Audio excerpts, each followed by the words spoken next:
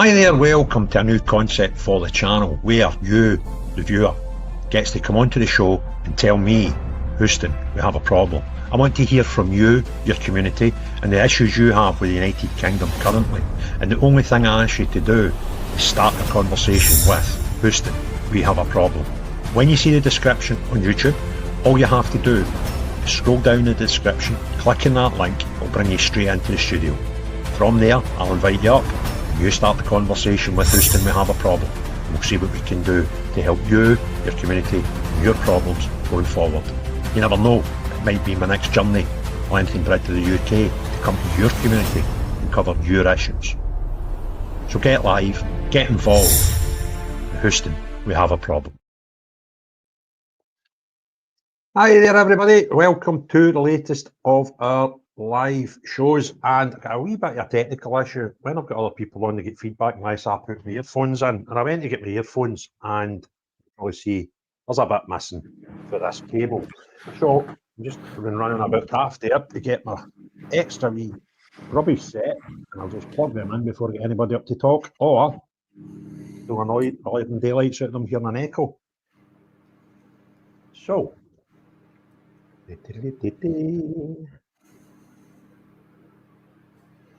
there we go. So we've got that, and we've got Basil up, and we've got, I think Denzel's come into the studio as well.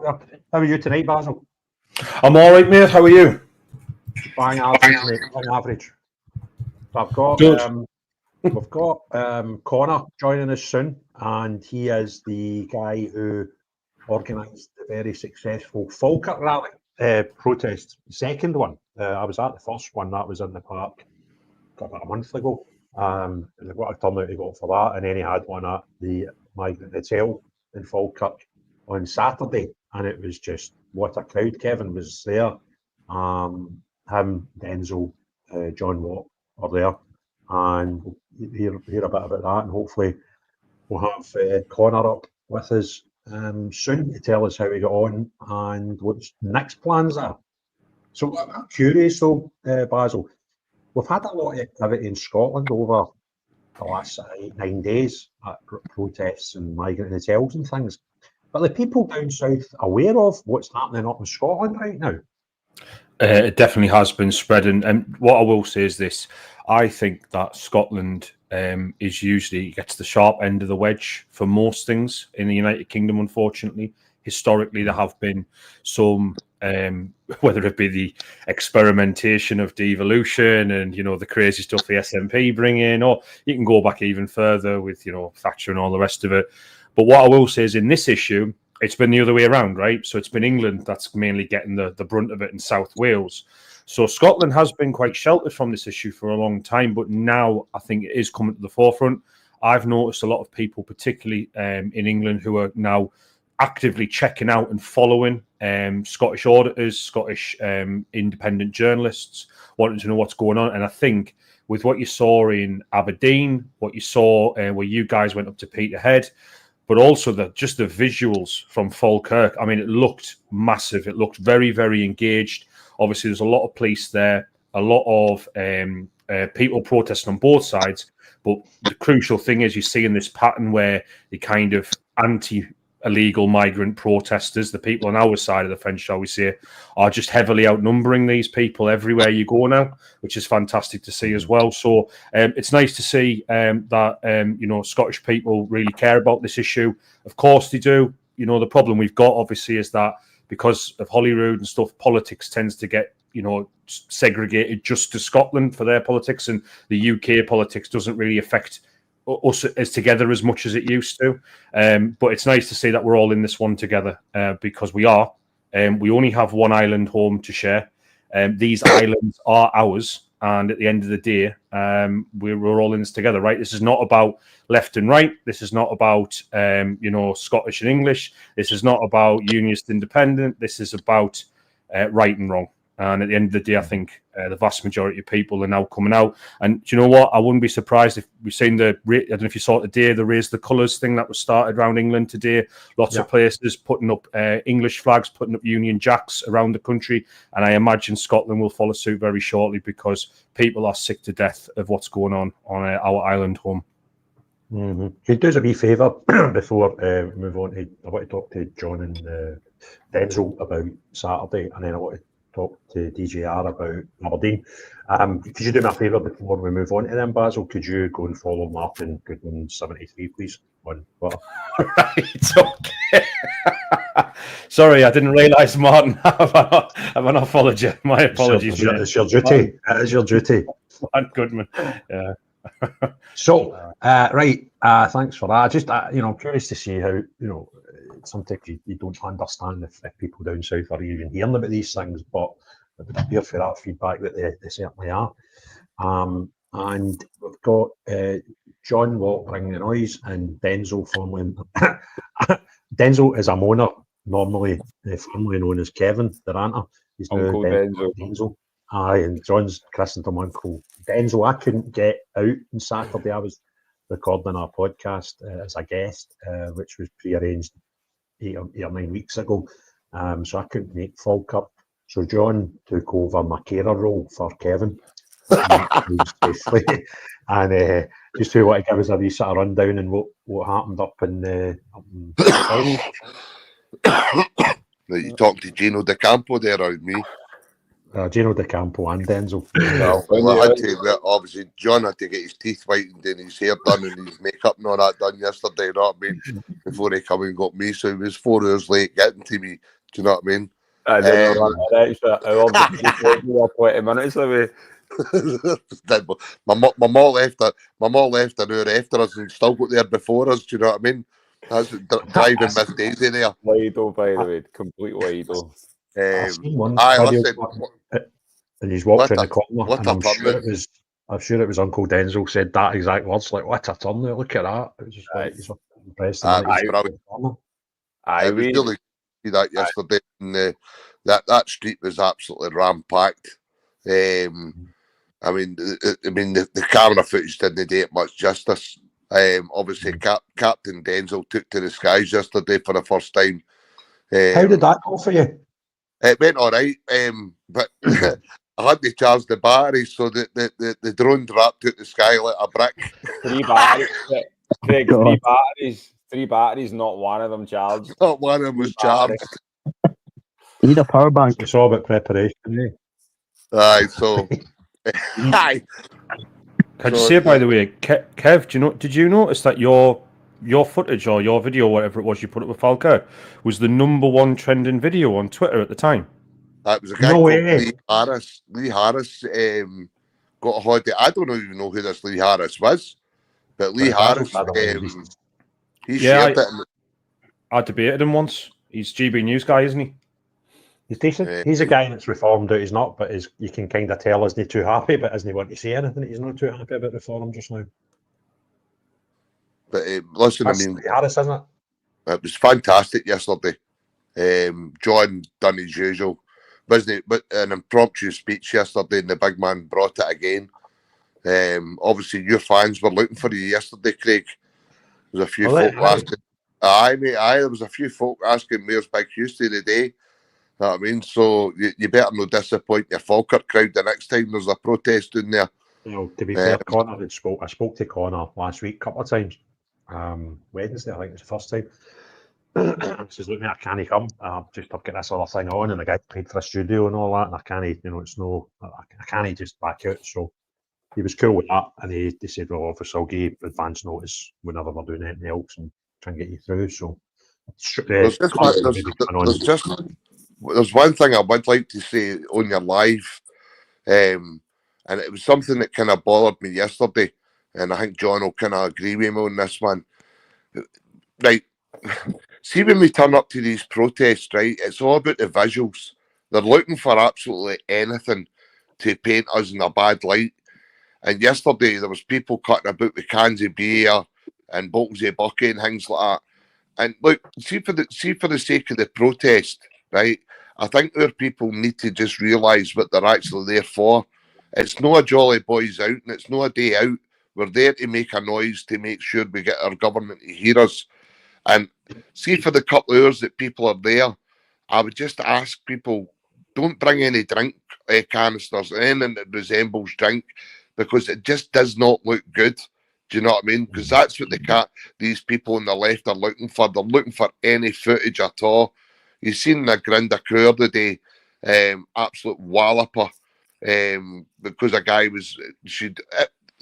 somebody caught this guy at the right time, and it looked like a Nazi salute. It's not a Nazi salute.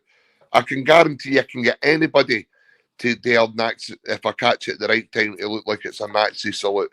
So we just need to be careful what we're doing. And yesterday there was a few rowdy ones with the drink. Do you know what I mean? Just put the drink aside for a couple of hours, stand side by side, get noisy, and let's get the message across that we're not happy with what's going on in this country. It's no hard today for a couple of hours. Do you know what I mean? John will say that the same as well, because started getting a bit lively towards the end as people started getting more drunk, and that's not what we're wanting. Do you know what I mean? Because it just doesn't make us look good at all. No, I mean, people get a bit of drink in them. That tends to lower their inhibitions and their capabilities to think. So there's no need for it. If you can't go to a protest for an hour or two without having a drink, then you might have issues that somebody else can help you with. But I don't think it's a requirement, to be honest with you. So now DJR, I'm guessing Aberdeen was at it again at the weekend, and what I'll say is, right, I was saying this to Basil before we came on. Our smaller cities and regional towns are putting big cities to shame here up in Scotland, because I think for crowd attendance, Falkirk's winning hands down, but for consistency, Aberdeen's winning that hands down, and I applaud both of those places because I think what they're doing is tremendous. So DJR, what was happening up in Aberdeen over the weekend? Well, like you say as well, the consistency, it's obviously, it has its peaks. So there's a moments where you've got loads of people in the crowd, but it's making people actually stay that you see as the issue. There are a lot of people are just leaving. So they are getting massively outnumbered at the same time, but it was quite busy down there on Saturday. Like, the police were all over the place, doing what they have to do. But yeah, I actually had 5 members of the Palestine lot surround me when I got off the bus. Shut up. And they were all shouting at me, calling a fascist scum and everything. And I told them, I'm just here to record. That's all I do. And they just kept hurling multiple just abusive comments towards me. And I was waiting for him to hit me, to be honest, the way he was acting. And I know exactly who the boy is. I've been told his name. He's quite a prominent speaker for that side. Put a post up on my social media about him saying, I'm happy to speak to the other side, but there's no need to be that aggressive at all. He got on the bus by himself, and he seen me, and he turned his head straight away. So he didn't want to make eye contact. And then a bunch. Well, I guess they just recognised me from attending, because I'm there filming every single one of them in Aberdeen right now. So I guess they just recognised my face. So he seen me and just turned his head away when he was getting on the bus. But a bunch of his comrades, as they would call them, must have came on the bus or were on the bus already. And when I got off, they were like, "Oh, you should stop with all your fascist lies, you fascist scum," or whatever. But I think someone from their side was recording it. And I think they were trying to amp me up to hit one of them, to be honest. Because all they've got is calling me a racist, but with no evidence to back it. Incredible. Now, John, you managed to get a bit closer to the counter-protesters than you maybe did at Aberdeen, where they were all blocking you. And some of your content, hat off to you. It was superb. I've watched a wee bit of your content. Obviously, that video you put out tonight, was that about 1.5 hours worth of content from the protest? Could have been about 3 years, Craig, to be honest. I've spent about, I want to say 6 hours editing that video, because it had so much in it, so many interviews. I had to cut so much out just because, not many people want to sit and even watch something that's an hour long these days. You're trying to squeeze so much into about 45 minutes, and that was about an hour, because there was 2 women that was like an 8-minute. It was like usually what I do is I chop and change, so it'll be like when they're having a conversation, an interview, I'll chop to someone else, but I couldn't do it this time because it was just like what I was hearing from the local residents at Falkirk. I was like, it was all too important to kind of take it out. Even what Alex Kearney was saying on the microphone, like I only caught about 5 minutes of Alex's speech, and what Alex was saying, you're like, you can't take this out. You can't take any of these things out because it was all just so important. But when I arrived there, I mean, me and Kev were stuck in traffic for about, I want to say about 20 minutes along the road for it. And it was a bit of a nightmare to get there. When we're sitting there, what was it like, Kev? I mean, all the police motors were going by, the sirens, and sitting there going, this is mad. And then we heard the chopper, and I'm like, what the hell's going on around there? And then managed to get parked. And then when you walk around the corner, we were like, my God, I didn't think the numbers were going to be that big, to be honest with you. And the boy Connor, I'm going to take his hat off. He's actually a good, passionate speaker. Alex Kearney was brilliant and all. But the young guy, Connor, man, like they had the passion. Falkirk had the passion, man. And I was like, this is a thing I've been saying. How long have you saying bring the noise for? Because mine all comes from passion, because I know how much this government have been ignoring people like me that have been affected by the JAG. So I've been screaming since 2022 to get help, and now it's like even one of the guys in his speech was like, bring noise, you know what I mean? And I was like, this is brilliant. More people are starting to bring the noise. But when we got there, I got there, and then I just, I went straight into I went into the right-hand side, which was the lefties, and I asked them, I says, what he's doing here? Didn't want to speak. I passed about 3 or 4 of them that didn't want to speak. And then I got one guy, and again, I couldn't really disagree with some of the stuff. One of the things he said, what was in the video clip, was he says, we have people that are doing these kind of things to our own people in the UK. And I says, yeah. And I says, and usually when we have, I don't know what I can say on your live on YouTube, but usually when we're dealing with people that do things to children in horrible ways, the communities tend to come out in the droves. And like I've seen them in places like Hamilton and Motherwell. And so it's like they're saying that people, they don't do that. Well, they do. So see, when I hear people on like Narinder Singh and all that, and they say they never come out, well, they do. Whenever there's someone in the community and they find that a beast has done something to a child, they do come out. So, but we also don't have to add more. We've already got our own to deal with. Why are we adding more? Do you know what I mean? Exactly. So when he's saying that, it's kind of like you're making out that these people are only coming out for people that are immigrants, people that are coming from, So yeah, after that, I mean, there's so much to highlight. The Reform candidate, at one point I got up in the state, I wasn't planning to speak. I was just there to thing. I didn't even realise I had speakers. And the boys like tried to take the mic, and I was like, go for it. And I took the mic and then asked, I said, where's all the politicians? And I turned around and someone's like, there's a Reform candidate there. Now, the thing was, see, when I had the mic, Craig, I'm like, the adrenaline and all that and blah, blah, blah, it's going through me. And I seen a guy in a suit, right? So I popped my head up and I thought, oh, that's a guy. It must be that guy there. So I'm thinking he must be the representation of this area. And it was a woman, because I was like, get your ass over here, my friend. And it was a woman. I was like, for God's sake. So I went, what's your name? And she was brilliant. She was there for the people. She was doing what a politician should have done. But what I found really interesting was that Reform told her not to actually attend that. I saw that. Yeah, is that true? 100%. Well, I think I don't know if that's Connor that's come up just now. That's got the moniker. I mean, I've got so much to highlight, Craig. I really do. I mean, I don't want to take it away from Connor. We've got. I don't know if that is Connor. It's came up. Hi there, whoever it is. It's came up. Who is it? Is that me you're talking to, James? Craig, it's Liam from the Migrant Hotels UK community on X. How are you, mate?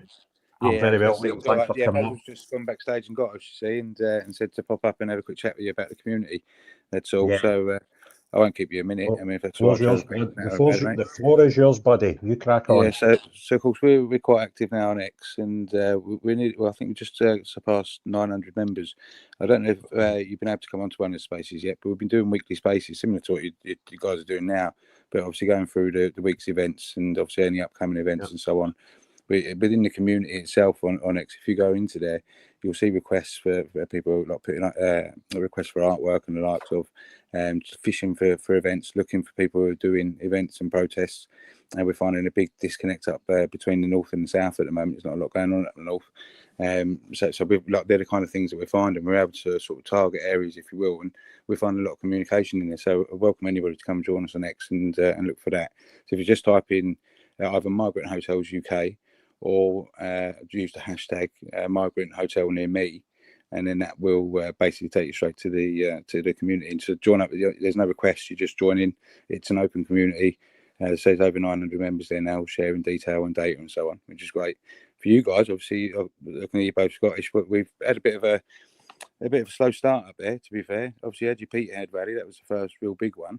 From then you had that little sort of flutter, if you will, in Glasgow outside the old people's home. Which I managed to, spoke to, do you remember Snoop Degg? He's a local lad, literally around the corner from him, so he was able to take a few lads up there to sort of bolster the numbers. But it's been quiet there. And then you had the one down in Falkirk, well, up in Falkirk for us, but which was good at the weekend. So that was pleasing to see. We need sort of more of that. So if you guys have got any contacts up there, then you can really drive, because your audience is obviously based up there. It'd be good to see. Well, it's wicked. Yeah, I don't know who's done that, but yeah, fantastic. I've just that's your page there, Liam, when I've sent in a wee join. Yeah, that's great. So yeah, please do come along. The more the merrier. And obviously from, say, your audience specifically up north of the border would be great, because we don't have much input from up there. But you've got a lot of hotels up there. There's all sorts of data in there. If you look for a guy called UK Vibes, there's a couple of his pin posts there. You should be able to find him pretty easily. He's made a little like spreadsheet type web dev thing, if you know what I mean. So yeah, go in there, come in and have a chat with us, me or Kira. Feel free to drop us an email, DM, anything that you need. If you need any posts he's making, we've been making quite a few, so drop it my way, mate. That's really all from me. We also appreciate any support you can give us. Listen, mate, I appreciate you coming up, mate, and giving that a right good plug. And I would recommend that there's about 1,200 people right now watching this over 3 different platforms. Just go into YouTube, fantastic. Really appreciate it. I think what you're saying, Liam, up here, we have been a bit slow to start, and the thing, I'm delighted what's happening up here, but I stand by what I've said. Our bigger cities have been shown up by our smaller cities and our towns and villages who are just getting, and I think that possibly it's because they have a bigger influence in the community when it's in a smaller place. But you'd think Aberdeen, it's not the biggest city by a long way in Scotland. But every time these boys up there, they're just, I went in to visit them on the way back down to Peterhead last Saturday, and they're just constantly at it. And every time I see a flyer, it's another hotel they've found. And you're like, how many hotels have they got in Aberdeen? Do you know? There is a new hotel that everyone's going to next week on Saturday the 23rd. It's in West Hill, Hilton Hotel. It's the Western one. Oh, it's a Hilton. Hilton Hotel, in West Hill. I'm going to go up to it. I'm going to try and go to it, but I'll not be coming home, Kev. I'll be. No, I'm going. It's all right, mate. I'm going to batter up on the scooter. I heard Craig. Craig, is it? Craig, are you getting a sleepover with Kate? I heard. What's that, mate? Are you getting a sleepover with Kate? Now, as you say that, I stole this off Kate. I seen it. Your new fancy headpiece. Aye, it's just, it keeps you out of jail. It's a jail exemption stuff, I'm calling it. And I would love to say that I stole it off Kate, but I didn't. I was in Egypt about 10, 12 years ago, and I went out to do one of the quad safaris in the desert, and I got this to protect the face. And I was saying to Basil before I came on, they showed you a cracking way to tie it up, and you looked really mean and daunting, but I've never been able to replicate it. So I may keep that in my pocket for when we do another protest, and I can do what John does, just wrap that around my neck and go right into the lefties and stick a microphone in front of them and say, what he'll be told not to engage. Like I seen on his video. It's just it's brilliant, isn't it? I'd rather it's- not. What sort of adult, right, goes to a protest and can't, or a counter protest, and can't actually explain to someone why they're there? Now, you saw what I done in her head. I invited, and Kate came up, and she just made a bit of a clown of herself, because the question was, why are you here? And it was like, oh, well, I agree with all the stuff you're saying, but you're a racist. All right, if I'm a racist, you don't need to. And if I am a racist, right, and I am standing in a town trying to help them highlight their issues, and you don't like me, well, you can either come to the protest and just shut up, or not come to the protest. But she decided to come to the protest and counter the protest. And I genuinely, the penny dropped for me when I was talking at Manchester, and the counter protest was behind us in the street next to Piccadilly Gardens. And actually, it was the first time I've done it, and I've done it every time since. I turned to them first and said, I'll be back in a minute, folks, and go, you're the gun platoon. Why are you here? And that one was specifically about child protection, right? That was the whole theme of the rally. And I said, this is what this is about, and you're just coming out to counter that. Do you want our children to be safe? And out of the corner of my eye, I saw a union banner that was a teachers' union. And I think, how sick in the head are these people? You teach kids, right? And you're out counter-protesting a protest with people saying, can we protect our children, please? And I've thought a lot about it, and I don't know if I'm right or wrong, but my theory is that the left have had the ability to protest for decades, right? And kind of nobody else bothered, right? If you weren't a lefty, you didn't protest. That was kind of... They're all illegal, Craig. They're all illegal protests. Well, there is actually no such thing as an illegal protest, right? You get the right to protest if you do it in the right manner. So they've been doing that for decades. And now people who are no lefties are saying, no, we've had enough. We're having a shot at this protest and stuff, and they genuinely don't know what to do about it. Their head can't cope. That's my opinion. And what's happening now is they go out every weekend, right? And they must have a cupboard next to their door, right? And they walk out to the door before they, put their shoes on, and they open that cupboard. And they go, Morag, what is it we're protesting today? Is it if it's a Scottish independence? Aye, right. I'll get the unicorn and the George's Cross, the St Andrew's Saltire, right? Oh, no, Palestine. All right, well, I'll get my wee Arabic scarf and the wee red, black, white and green thing, right? Is that what it is this time? Oh, no, sorry, Hamish. It's Stop Oil. Oh, let's get my orange T-shirt on, right? And it's like, so it's like their hobby, right? And it doesn't matter what the thing is. They go, and I kind of think that's how when John's putting his microphone in front of them and saying, why are you here? They genuinely don't know. No. It's like, oh, sorry, I'll chip in. I watched quite an interesting one with that Constantine Kissing the other day. And I know he's a bit of a wimpy guy, but he went amongst them all and was trying to interview him. And they was like, no, we don't talk to anybody but certain newspapers.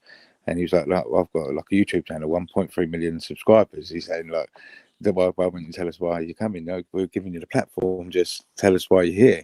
He's like, no, we don't speak to him. Because they're all paid, mate. You see some of the old ones, and maybe that is like hobbyists, I reckon. Just old people without anything better to do, who are a bit soft maybe in their old age. But most of them are paid, mate. They're the ones that are the masters on that. They're students who are being paid to be there. They're the ones who are being recruited. I was going to say on the back of that, right? When I went to the one in Newcastle, I saw on the way there, I got sent images. They were getting bussed in from Hewitt, right? They're getting the train up from south somewhere, and they were getting bussed in. Have you guys seen the same thing where these people are just all from out of town, no one's local, all bussed in? Yeah, absolutely. I don't know if you're aware of that the socialist party that's going around all these different unions. These like Oxford Union, Cambridge Union. They've got this mad socialist party. These load of kids, random sort of wacko kids, who are standing for some wacko stuff. To be perfectly honest with you, I don't even know what they stand for. They're just a load of wacko kids, but a lot of them are recruited, and that's up and down the country. We've got seen them from Cardiff University. Apparently, they've got their own socialist stand up to racism department. Well, not quite department, but actually there was a job. If you didn't recall, we saw a job the other week. Did I mention it to you? There was a job for something along these lines, of like organising this sort of socialist far left, anti-racism kind of movement within campuses, within school campuses or university campuses. So, Craig, I'd like to highlight something, right? Seeing your ex, I've just sent you a video, right, that Clyde One, right? And I wanted to highlight this. Oh, shocking. I've seen it, mate. Right, so it's funny, right? So if you watch Clyde One and how they reported on it, right? If you can play the video, and what I find hilarious is they were quick off the mark, all these lefties, to speak to Clyde One, right? But none of them would speak to me. Sorry, mate. What is Clyde One? So Clyde One's It's like the our Glasgow radio station. Glasgow radio station. It's like our number one in Glasgow. So you've got in Glasgow, you've got Clyde One, and in Edinburgh in the west, the east or whatever, the west, you've got Fourth One. So yeah, it's so how Clyde One reported it. Well, you'll see if Craig can get the video up. But not only that, they said that. So when they interviewed Connor, and they said that Connor wouldn't give. Well, you'll see it. You'll see it. I mean, see how they portray that. Is it showing up yet? Yeah. Yeah. I'll just play that then, and folk can watch it. Last few minutes, a large number of additional police officers arrived here outside a hotel in Falkirk, where asylum seekers are being housed. They've separated the counter-demonstration organised by Stand Up to Racism from the protest organised by Save Our Future and Our Kids' Future. The anti-asylum protesters have been throwing bottles, smoke flares and eggs. Wow. And counter-demonstrators. I've been speaking to some of the people here with Stand Up to Racism. I'm also a host family for unaccompanied asylum-seeking children. So, you know, when people say, would you be willing to take these people into your home? Well, I have taken these people into my home, and I have never regretted any of it. I think the only difference between them and us is, as my sign says, that we have been so far lucky. Of course, luck might change. We might be the ones who need the kindness of strangers in future. And if we want to have that, we have to extend that when we can. I think we've seen from the events of Ballymena and Southport, and even Edinburgh, where there's been violence in protests, that these people are not simply concerned, they're violent, they want to force people out, they're racist, and we need to be here to oppose them. Well, earlier today, I also heard from Conor Graham from Save Our Future and Our Kids' Futures about why he's here. At the moment, it's causing loads of different issues. Loads of people are raising issues, making the police aware of different things, and we get the exact same response every time. And it's no criminality, or we get tagged as racist or far right. And to be totally frank and to be totally honest with you, the community in Falkirk are quite sick of it. When I asked him what his concerns actually were, though, he declined to answer. Well, we'll address that during our speeches as well. What will you say? Well, I'm going to address that one. I don't want to be giving a speech to yourself before I give the speech to the people that are genuine followers of us. So, absolute rats. I would like to go to Craig. Can you bring up my YouTube channel and fast forward to a bit in that video? Is that doable at all? Aye, you keep talking and just tell me whereabouts it is. If you go to about 46 minutes, right, of the video, right now, I want to highlight that about 2:20 p.m. or something like that, Craig, Alex Kearney phoned me, right? I had a missed call, so I phoned him, and Alex done a video, and I don't know if it's worth actually highlighting what Alex said. Now, Alex turned around to me and says, by the way... Sorry, John, is it a YouTube video you want up, the longer one? Aye. If you go to the YouTube channel, and for anybody watching, go and subscribe. And anyone who's went to here and donated to buy me a coffee, I appreciate it. So Alex phoned me and he said, I've just heard over the radio or something saying, go in and do something with the far right. Right? That's all I get told. So I'm sitting there going... Right, okay, and Alex like, just be careful, just be careful, nothing happens. I'm like, right, okay. Now, if you go to 46 minutes in my video, you will see what happens, and in my opinion, it doesn't look like it's the locals that start it. It's not the locals. It isn't the locals. Is it that bit there? That's 45. You go to 40. I mean, this guy here. I don't know what the full context it was. Came up, there was a bit of argy-bargy. You can watch it for there. But the 46. Hello, I didn't say the word, but these aren't. It's not that clear, I don't know.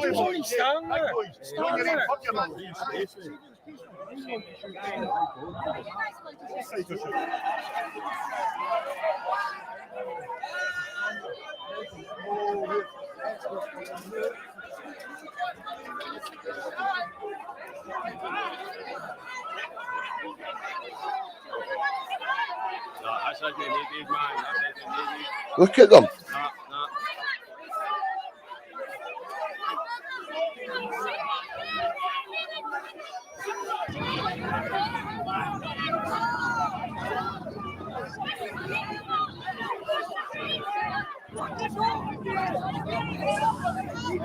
So this is for, it just keeps going on, Craig.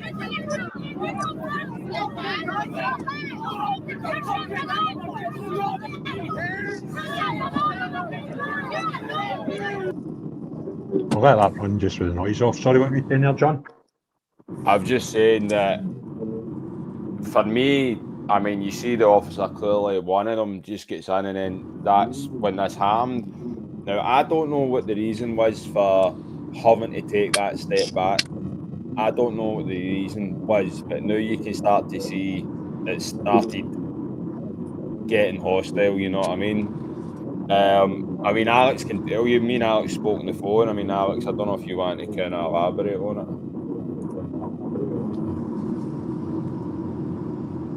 Can you hear us, Alex? I've just, you hear me? Aye. Aye, mate. Aye. Yep. I've just joined. What were you asking me to elaborate on? So so basically I was saying that, so we played a clip from Clyde One and how Clyde One basically span it to make everybody look like it was, you know, aggressive on the end us or whatever. And basically what I was saying is, you called me about 2:15 or something, like 2:22, I can't remember, and basically was warning me that, look, the police have just said something and you were like, something's going to happen. Now, after Alex's phone call, no longer after that, that then starts to happen. I mean, that's what I'm saying. Do you want to elaborate on it, Alex?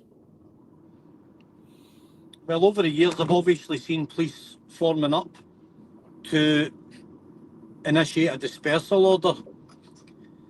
And that comes from a commander. So when there's a protest, I believe they give you a time scale. They'll say, let's say it's 2 hours, and then there will be a dispersal order.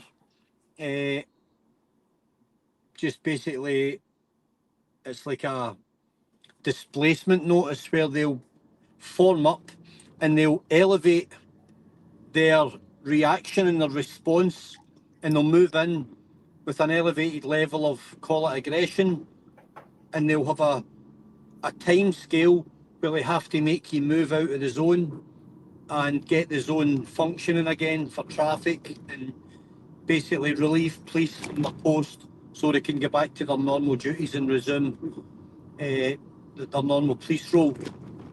So I watched them form up round the corner as I was leaving, and that's when I phoned you to tell you, because I knew what they were going to do. I've seen those briefings before, and I've seen them initiated, and that's when I realised I'll let you know, because they're going to start clipping people. And they drove those vehicles down, which elevates people's mood, and you know, it puts people into an animated state where the presence of what we call in Glasgow riot vans or meat wagons elevates people. And I watched it. I stood up the back and I watched it occur, and I watched the mood escalate rapidly, and I watched the police start initiating the dispersal order with force. Was it required? I don't think it was, because it was a peaceful day. All right, you've got a couple of young guys, maybe a bit drunk, whatever, which you get anywhere. You get it walking down the street on a Saturday. I don't think it was required. I think it was completely unjustified. And I think after hearing that commander label everybody far right, which he denied, but several people heard, it would tell me that there's a pre-agreed notion that we're a certain type of people, therefore that we've to be dealt with in a certain manner, and they're looking for scalps, because if they want to justify their narrative of how they describe concerned parents and citizen journalists as far right, then they have to back that up with arrests.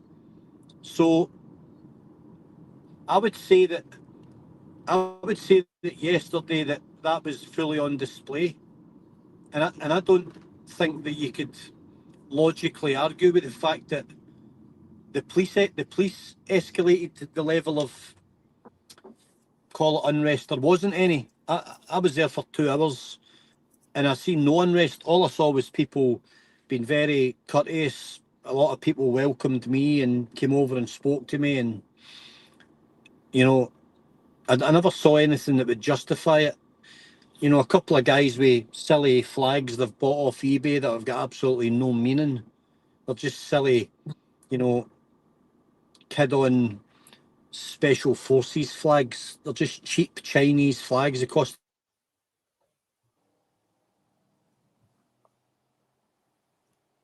It's cut out. You know, does that mean that 1,000 or 1,500 or 2,000 people are all cut from the same cloth? No, of course it doesn't. They were aggressive when I spoke to him. He was certainly aggressive. He's been very patronising. And he knew that he was caught out, and he knew that we heard him crystal clear. Several people heard him, and he backpedaled, and he said, no, I was talking about the people on the right-hand side.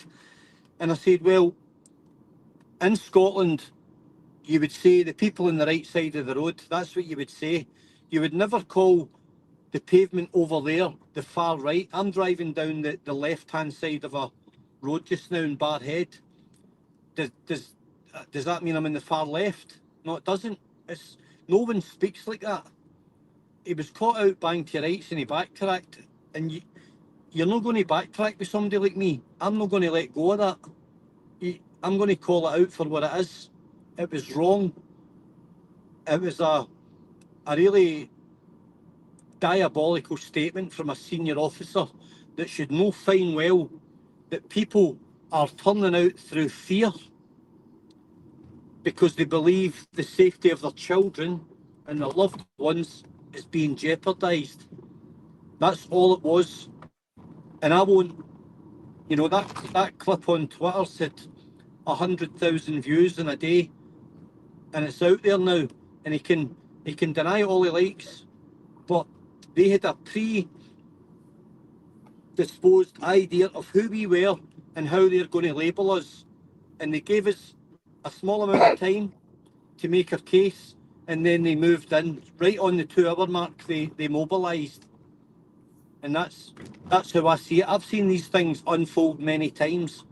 We saw it in Glasgow as well, earlier in the year, where there was a line of officers between one side and the other at George Square. But I went along the line and I said, why are every single officer facing the pro-union, you know, side that is here against unvetted mass migration? Why is every officer facing us? That would make me think that you believe we're a threat and that we're going to do something wrong. That was by far the most peaceful side. All the slanderous vitriol was coming from the other side of the line in George Square, but not one officer was looking in on those people at all. Just look at any footage. You won't see one officer with his back to the pro-British side or the pro against immigration. It was all eyes on us. Therefore, they see us as the threat. Why are people threatened, and why are we considered a threat when all we want is to restore British values, a bit of moral decency, and protect vulnerable members of society, mainly children? How can that be considered a threat in any language? How can that be considered a threat? Well, Alec, I think if anybody of level mind looks at that video that John's highlighted, alone can come to their own conclusions on what happened there. But when you marry it together with the video you put out highlighting this, getting to the far right bit, then it's an even more worrying trend. I'm conscious we've got Redacted bit has come up to talk, and I'm not sure who it is. So Redacted, it's your floor.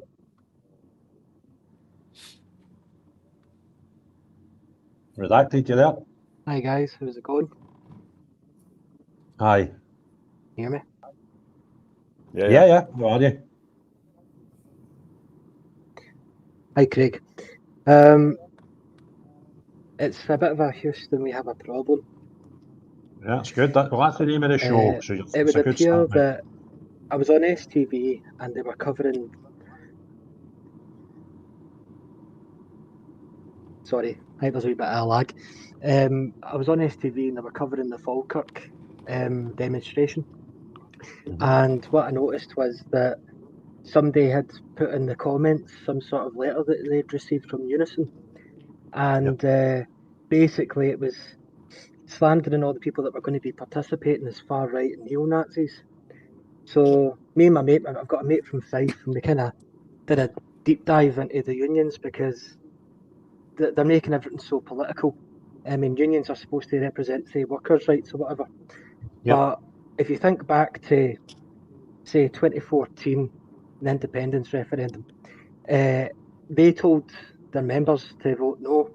And now anyone that brandishes the Union Jack at these protests is getting called neo-Nazis and fascists. So they kind of pivot what their views are depending on the situation. It's a bit strange. You'd think that they wouldn't lambast people for being proud of their own country, a country that they supported aside from independence. But there's also the fact that the same people that are leaking this information are also leaving their unions, which is a good sign.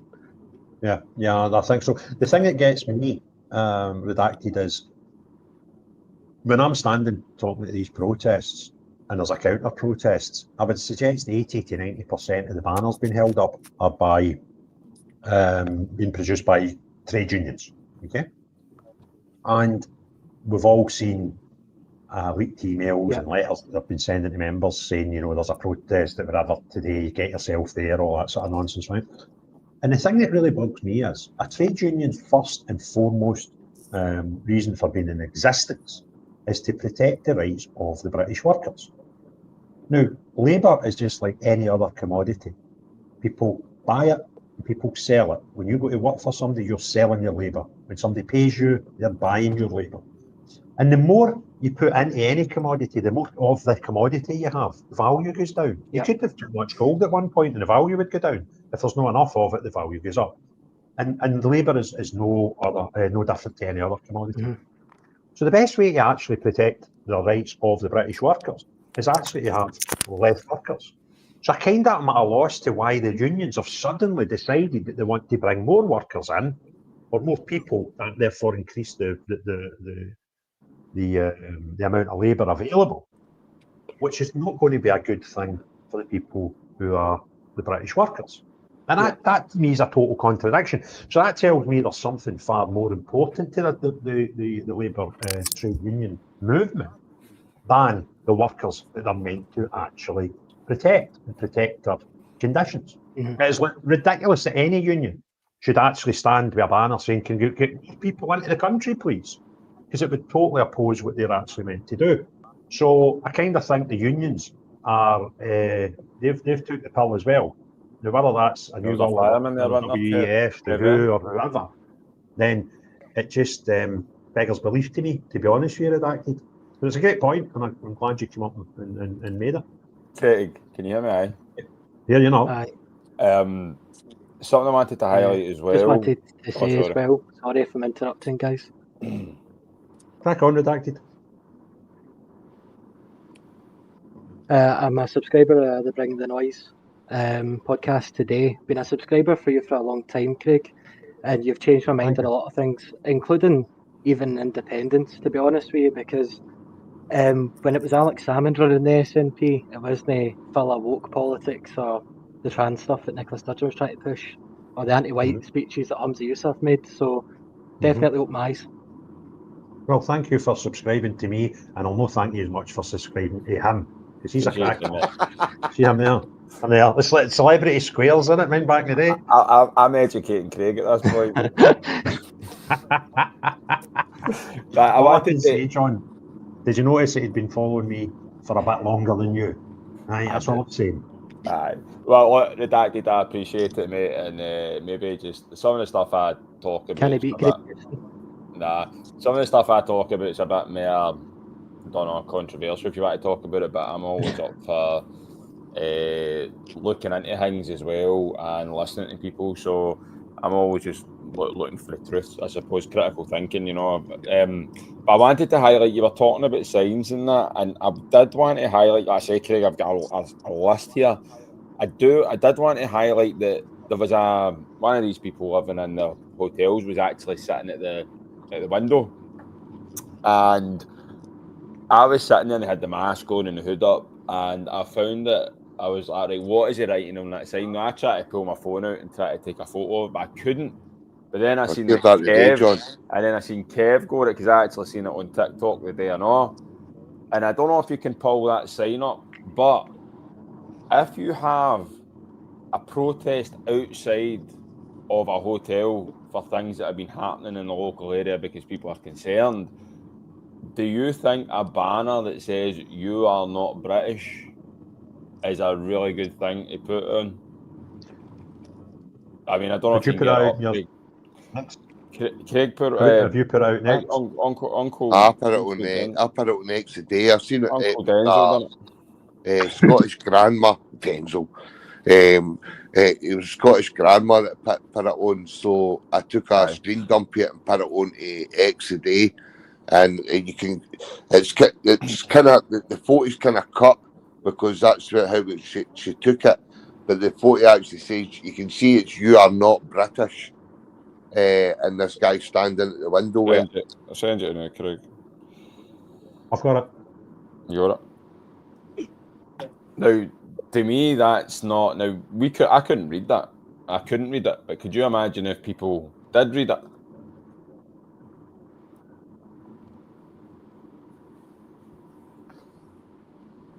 Should drop a second. There you go. You are not British. And that was on the window of one of the rooms in the hotel. So I took a photo on my phone, right? So I don't know if I've still got it to kind of, because I was like, what is he saying? I took a video actually, right? So you can, I don't know if you can see that. Can you? No, you can't. I've done that lights now. You know that one of the guys that was on the line for at Falkirk, do you know that he was a sex offender? Aye, the one on the left, Alec. Yeah. Aye. There was also one at another protest that was that last weekend that was pointed out to me. I'll get. Well, it wasn't Aberdeen, but if I've not got enough to confirm that's wrong. That's not me saying that. That's not me saying that everybody on our side would be decent, moral people, because that will not be the case, because there's just too many of them. My point being, he is definitely been done with offences, and there he is standing there all full of morals, you know, and just they're unaware of who's among their ranks. There's some seriously dangerous people in around these organisations, Unison, Antifa, whatever they are, they're all kind of one and the same thing. It appears. I've got no idea why trade unions are turning out to protest against people like myself. That realistically, I don't really talk politics. I only really talk about child protection issues. I don't understand why they turn out against me. I've got no idea. Does anybody? Well, I think it's a lot to do with they believe they're the only people that are allowed to protest. So when you're protesting, then that's not allowed. So if you're not standing with them, then you're kind of, in their eyes, not allowed the right to protest. And I kind of think I'm talking about issues that cannot be denied. You can't deny the information. 100%. But see if you listen to what the Cape woman said that I invited up to the stage in Peter Hayden said, "Why are you here?" She agreed with everything I said. Apart from but her only difference, she thought I was a racist, and she thought the only people that abuse children are white males, right? Yep. And like, okay, right, you're not going to talk any sense to you. So what she's saying is, I know everything else you're saying. I've got the same concerns, but I'm not going to let you protest about that. I'm going to counter protest because you shouldn't be protesting. And it's like they're the only people. Like, so if you decided to put a pink hair on and maybe address Alex and have a go out and say that and stand on their side of the road, they would accept you. But they've perceived you as something you're not. So that's it. You're just putting that racist folks away up here somewhere. That's what's scary. That's what's scaring me, Craig. See, what's scaring me now is I'm hearing a lot of this, and I've been hearing a lot of it ever since a week ago. That it seems to be now the white person that lives in the UK, males especially, are the threat. This is what I'm hearing. I'm hearing it too much. I've heard it for. Listen, Alex. Alex knows more about this than anybody else I know. 100%. Right? We have got plenty of people here who are bad to children. We've got too many because one is too many. So we need to deal with them, right? What we certainly don't need is, see if you could argue that we've got a skill shortage of neurosurgeons and we have zero in Britain and we need to bring in foreign ones because we have a skill shortage. That's kind of a fair point if it's true. I'll guarantee you something we've not got a skill shortage on, and that's bad men that are bad to women and children, right? Yeah. So, see, shite, I'm sick hearing it. Right, yep. And it's not about.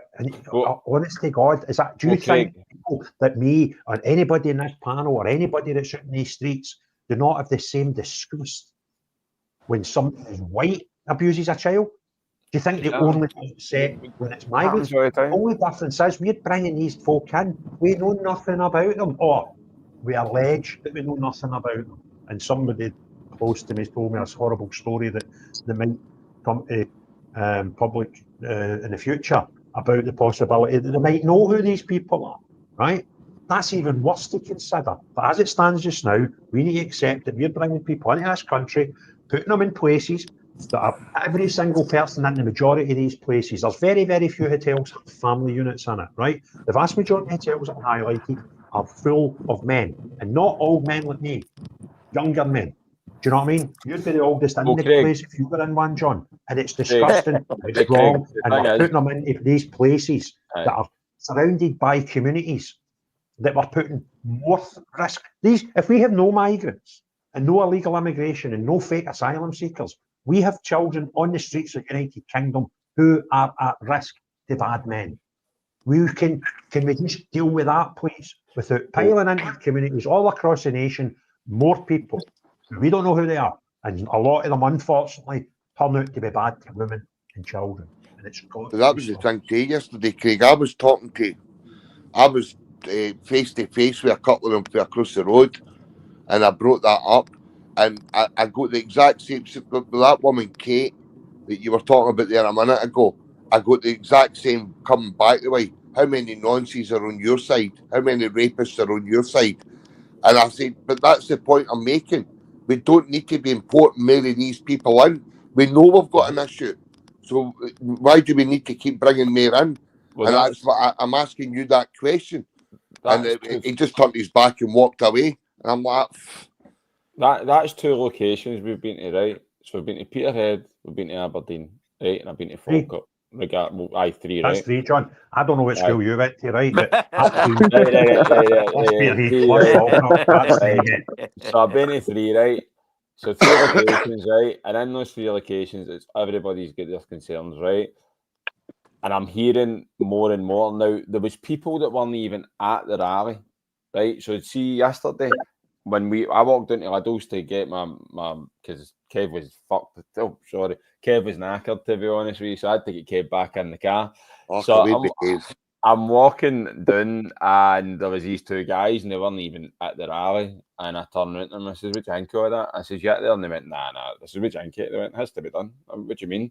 They went, he says these guys are getting into like women's. Like there was an old wifey down the road, and one of them just decided to go into her back garden and sunbathe and all that, and he was trying to get her out, and I'm like, seriously, and he's like, aye, and like. And this is a problem that's getting worse. So if we're going to these locations, you're speaking to the locals. Where was STV? Where was the BBC yesterday? GB News showed up. Clyde One showed up. Clyde One only spoke to the one side. On my video, actually, there was a journalist there that he said he worked for the Daily Record and all that. I just tell him straight. I always say I hope you do some honest journalism today.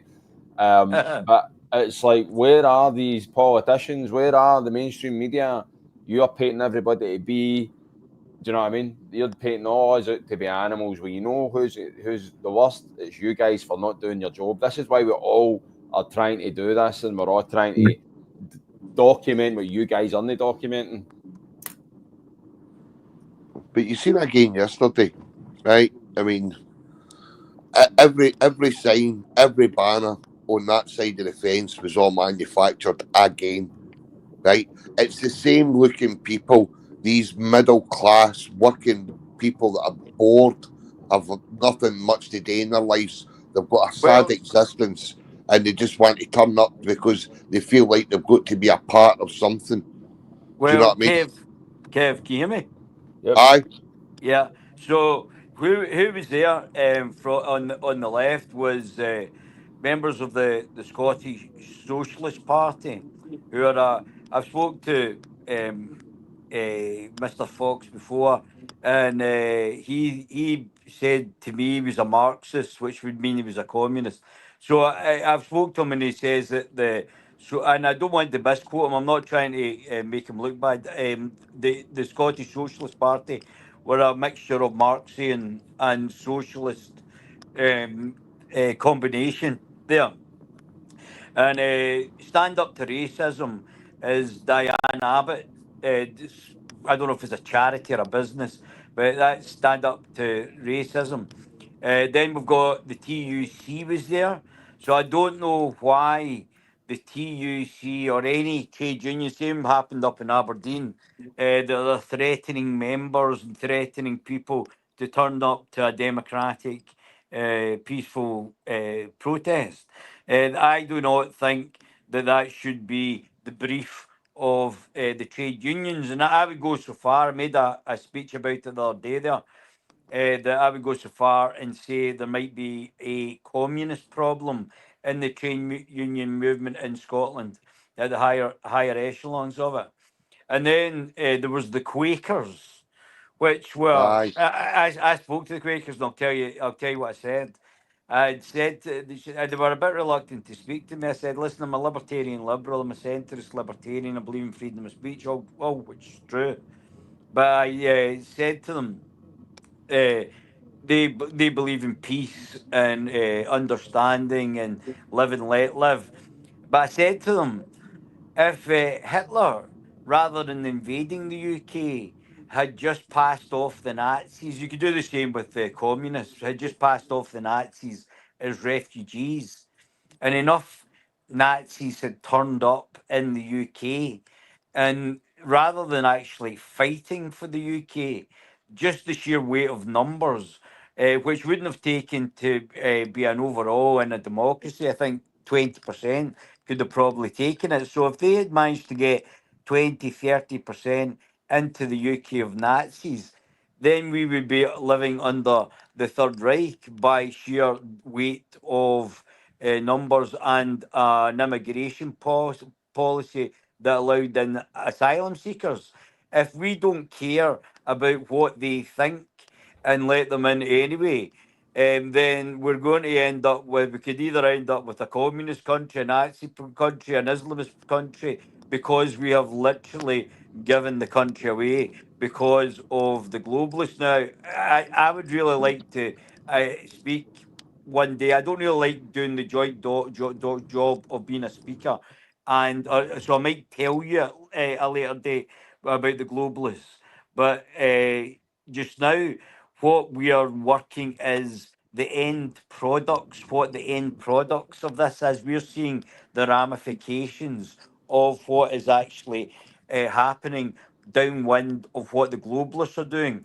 Once you're able to work out why and what the globalists are doing, whether it be the WF, WHO, the UN, and you understand their agenda, it's very easy to find out why it's happening downstream and what the reasons are from it. So really, it has to be tackled internationally. It's getting hands out to Ireland and the rest of Europe. I think you covered that in your speech up at Peterhead, Craig. That there has to be an international anti one world government organization, and there has to be people internationally who are going to stand against the tyranny of one world government that's not democratic and not accountable to the people. See, the thing is, see what you said there, Craig. See, actually, the Aberdeen rally, at the end of it, I was actually speaking to your good friend Kate and a couple of pals, and one of the wee women at the end of it actually totally agreed, and she said, I said, do you know about WEF? And she went, oh, 100%. And she was kind of like, Kate was just that. I think Kate's just one of the ones that doesn't realise, you know, like, because she said, what were you up there talking about? And I said, I was up there talking about what happened to me regarding the Jag. And she went, oh, so you're anti-vax? And I went, no, Kate, I took 3 and 1 nearly ended my life, right? So no, I'm not. And it just goes, and it's that's what you're finding. You're finding that the same people that kind of protested back in the day that were against the people during the COVID days, because down in London they were like getting the same treatment what people are getting now back in 2020. But I found it interesting when I spoke to the wee woman at the end of it, and I said, do you know about it? And she went, oh, I'm against Bill Gates, I'm against the Jag and all that. And I says, well, if you understand that, then why don't you educate them on that as well, to make them realise that causing this division, causing all of this is exactly what's going to put us into this system that they want. And it's trying to make people realise that the system they want is this. They want this they want is all this civil unrest. That's what they want. But by the way, there was another thing you missed as well. There was actually a representative from the Firemen's Union there yesterday too. Who was that speaking there a minute ago? Sorry, Alec? Who was speaking a minute ago there before I get cut off? Guerrilla TV. Oh, Guerrilla TV. I thought that's what it was. I thought that's who it was. That was about the same length of the question he asked me yesterday. He asked me about That's right, Alex. You did very well, mate. It was a good interview, Alex. You did very well, buddy. You could have told me to get my notepad out and record it. Oh, dear. Oh, funny. You wait until you're in the studio with me. I'll be better prepared next time. Better take a dictaphone with you, Alex. I can't hear Craig. Can you hear Craig? Is he talking? He was talking there. I thought he was just singing. Alex, can you tell me this? I'll need to tell it all again. It was a cracking story. It was a right good laugh. Right, Alex, tell me this, right? If he does the same to you, anytime he's interviewed me, does your gorilla, he asks you the question and then answers the question at the same time. And I'm standing there like, what am I doing here? Right, you go, so Craig, what do you think of such and such? Because let me tell you, I'm a libertarian, right? And then you're like, stop it. Or is it just me he does that way, Alex? Does he do that with you as well? He asked me about 40 questions, mate, in one sentence. Oh, he's disappeared. Has he disappeared? He's lost his mic. It says he need to connect his mic stroke cam before he can add up this thing. He'll like I've packed him out, right? Yeah, it's a good thing I know how to answer him. I thought he was trying to catch me out with a few things. He asked me a couple of questions as well that I told him on the video had no relevance to why we were there, and I wondered why. I wondered why he was asking me them. I was just doing a left field question, Alex. That's right, but you handled it beautifully. I'm glad. It cracks me up. It honestly cracks me up. This is an interview by Guerrilla TV. So, Craig, we're at this protest here today, and I'd like to ask you, what's the main reason you're here? He puts the mic in front of you for a split second and then goes, because I'm a libertarian, and I think that's right. And you're like, what's the ask me to come on and get an interview, you mania? Anyway, Right. there's a guy just come into I've the room. I'm got going a to bring him up. question for you, Craig. Go I've on. got a question. What do you think of scripted speakers? Terrible. I'll be honest with you, Alec, the first at a rally or something. What do you think of somebody place, standing there with all their questions and all their answers in their hand? when you get like First Minister's questions or Prime Minister's questions, I think it's terrible. Right, so I've never ever had a bit of paper in my hand while I've spoke live, and I've spoke live for probably just over 5 years now. I've never done it, and I don't like it because for me it's disingenuous. And if you can't remember your subject matter and you don't know what you're talking about, I don't think you should be. I don't think you should have a microphone in your hand. Absolutely. Yeah. Well, as far as speaking's concerned, public speaking, the first 1.5 times I spoke publicly, I took up a speech, and I hated it. And after the halfway through the second one, I put it in my pocket. And ever since, I'll go up and I'll say, I've got 3 things in my head that I want to say, and I'll just go for it. Mine was off the cuff yesterday. You done brilliant. I had said to Connor days ago that I'd said to Connor that I would speak as long as I knew who was speaking also, because I'm not going to share a platform with any idiots or anybody that goes up and speaks a load of tripe. So mine was off the cuff. It always is. And I just think, you've got to speak for the heart. And if you get tongue-tied and you get a wee bit lost your way, then that's fine as well. But I don't like scripted speakers. I don't like it. But another thing,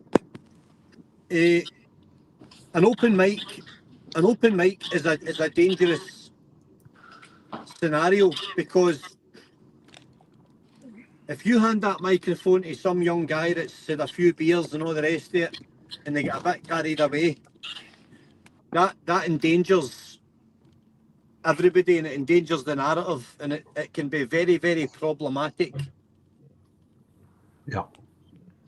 Well, we're going from me slagging Gorilla, because he's a guy that answers your question, sticks a microphone in front of you and then answers his own question, right? To a guy who actually has a good ability of how to conduct an interview, because I had the privilege of doing it yesterday. So, Sean, how are you? How you doing, Craig? Aye, great to see. It's a great panel. Great to see everybody here. I know it. Absolutely loved the interview yesterday, mate. Is that Sean Toll? It's Alex. It is. Aye. How you doing, Sean? Good, mate. Good. Just managed to get the wins done, man. Just the resistance. You're in with the resistance, Sean. I know, mate. I know that voice anyway. Yeah, Sean put a post up today and put a photo of me in it, and honestly, half those followers must hate me. You want to see the comments, man? I'm like, that'll be done before tea's out, right? It's only a matter of time. You've been on here, Sean. No, listen, that was a great conversation yesterday, Craig, and listen, you made me think. You made me think about things, you know, and obviously, if I was to go into my things, you know, I'd end up with David Icke. So we kept it kind of out of that zone, and we kept. I'd stopped politically. It was a really healthy debate, and we agreed on more things than we didn't agree. And I think that's great, and I hope that if I've changed your mind on one thing, I hope that one thing is you're going to Ibrox next season. Yeah. If you're letting us in this year. Season's over. We've started. I'm going to get myself packed my street cred right, because I've got 1, 2, 3, 4 that I know of out a panel of 8 are Celtic fans. Honestly, I'm going to get packed out to lunch in the band and all these things that people think I'm a member of that I'm not. But I know it was great. Honestly, I really enjoyed that, man. It was a brilliant debate, and listen, anybody that's getting to say about it, and I said that on the thing. That's part of the problem, to be honest. If people don't want a healthy debate and don't want people that see things a wee bit differently and can't accept that, then they're not really worth kind of thinking about. They're non-playing characters in my eyes. Me and you have been talking for a while, Sean, right? Yeah. We know how scary it is at this moment in time. because we know what the bigger plan is. And Yeah. that's what I'm saying. I heard Alex say it on your podcast when you've done the panel. Scotland needs to get their finger out and need to realise that you're going to need to put many differences aside. I said it in my speech yesterday. I said, you better start putting your football teams aside. You better start putting your religions aside, and it's time for humanity to come together. Yeah. That's exactly what's needed. And right now, like I said, look, we're sitting at a panel here with the Union Jacks himself, you know what I mean, Big Hoosty. I've been programmed to hate that Union Jack. I don't deny that. But at this point in time, we're having the same issues all around the whole of the UK. So what am I meant to do? Am I supposed to sit here and go, oh, the Saltire and the Saltire only? I'm taking these green glasses off for what's happening right now. For what's happening right now, I don't care at this point in time. I just want my country and I want this future to be sorted. Oh, definitely, mate. I think anybody, and I think that what the left and right need to agree on to even start off is that illegal immigration, people need vetted. Like that's what I was saying to Craig yesterday. Like I accept the fact that I've got a criminal conviction, so I accept that I don't get into America or I don't get into Australia or I don't get into any of these countries. I accept that. That's part and parcel of my past.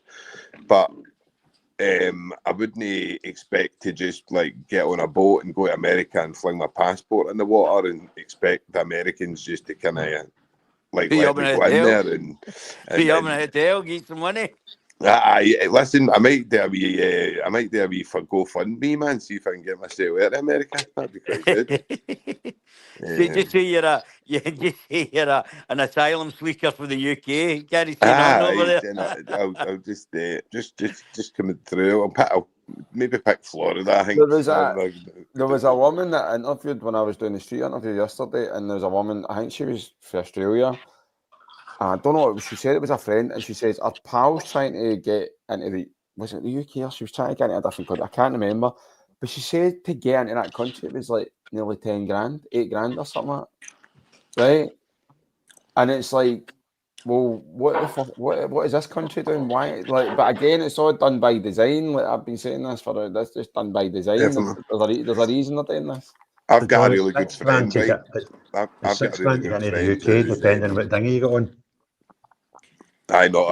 I've got a really good friend whose partner's Venezuelan, and she's stayed in this country for I don't know, like how long she's been here, Fiona? 10 years or something?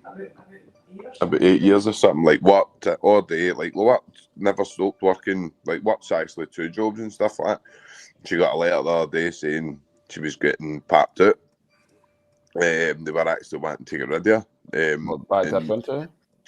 They were saying she was still back to Venezuela.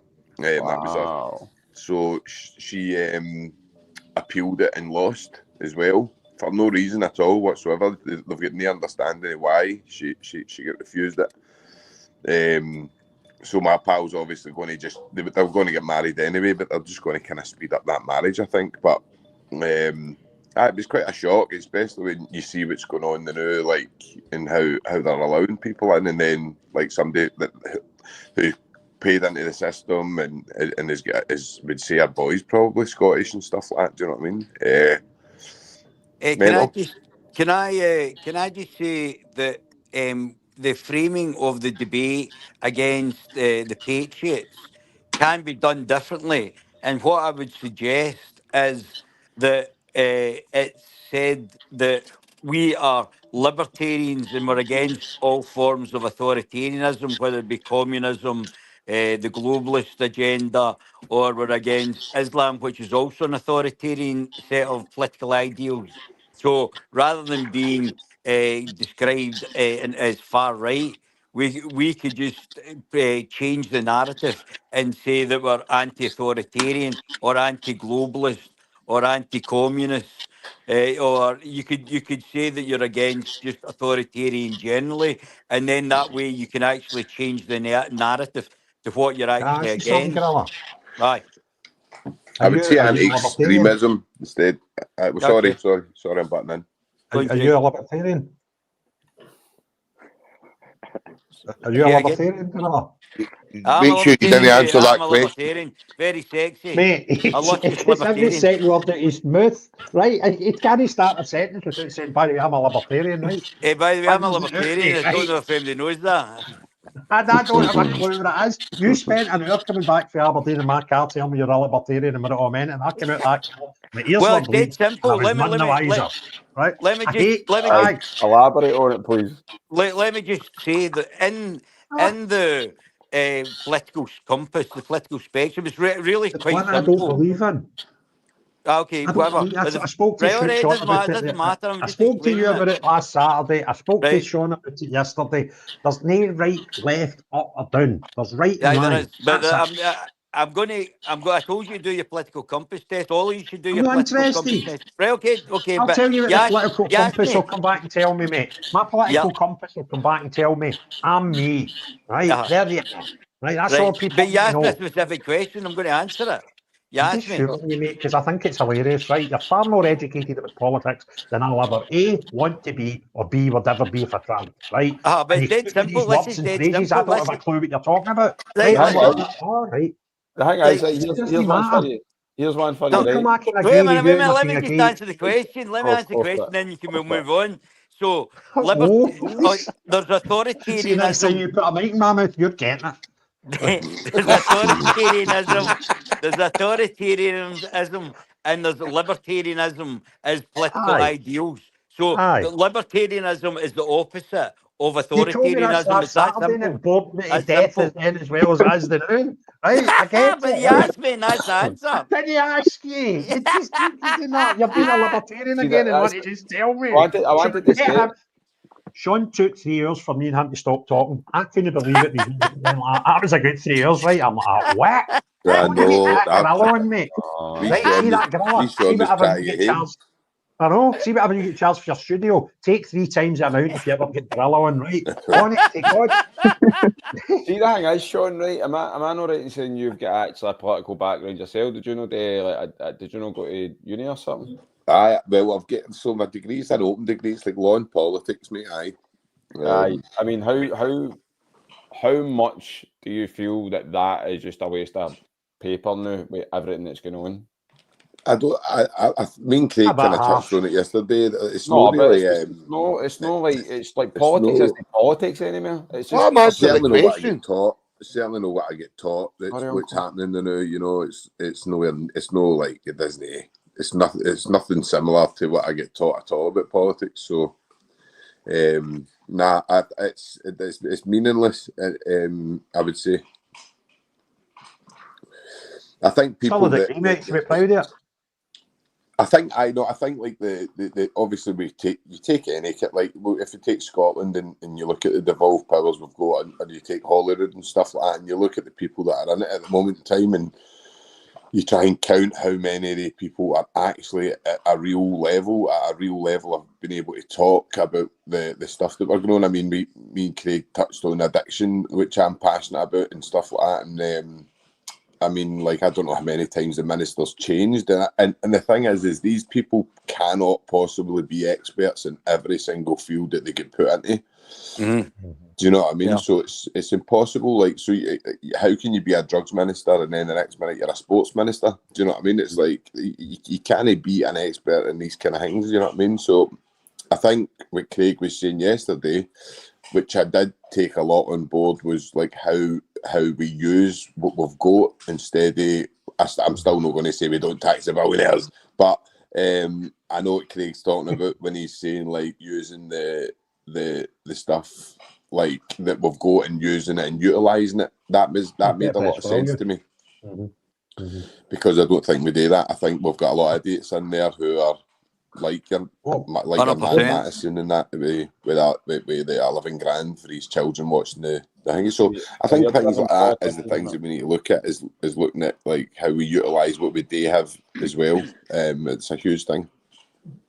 Listen, what I'm going to do just now, guys, I'm going to carry on with this debate with the people that are in the panel now. But I'd just like to remind us that, you know, that shows about the people that are listening. And that's why we call Houston We Have a Problem. What I want you to do is click the link, go up to the studio and tell us, Houston, we have a problem, and tell us what your opinions are. We've had one guy up tonight so far, and fantastic.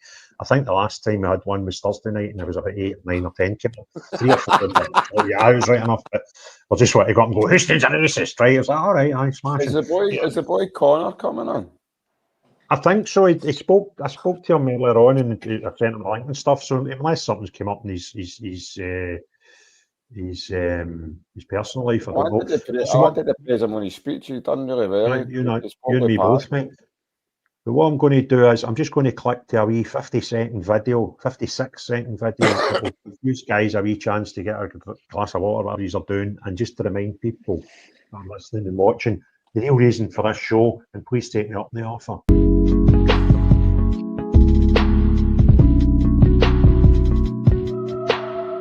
Hi there, welcome to a new concept for the channel where you, the viewer, gets to come onto the show and tell me, Houston, we have a problem. I want to hear from you, your community, and the issues you have with the United Kingdom currently. And the only thing I ask you to do is start a conversation with, Houston, we have a problem. When you see the description on YouTube, all you have to do is scroll down the description, click on that link, it'll bring you straight into the studio. From there, I'll invite you up. You start the conversation with Houston, we have a problem. We'll see what we can do to help you, your community, and your problems going forward. You never know, it might be my next journey, lengthening bread to the UK, to come to your community and cover your issues. So get live, get involved. Houston, we have a problem. That was perfect timing because I've just landed back in my chair.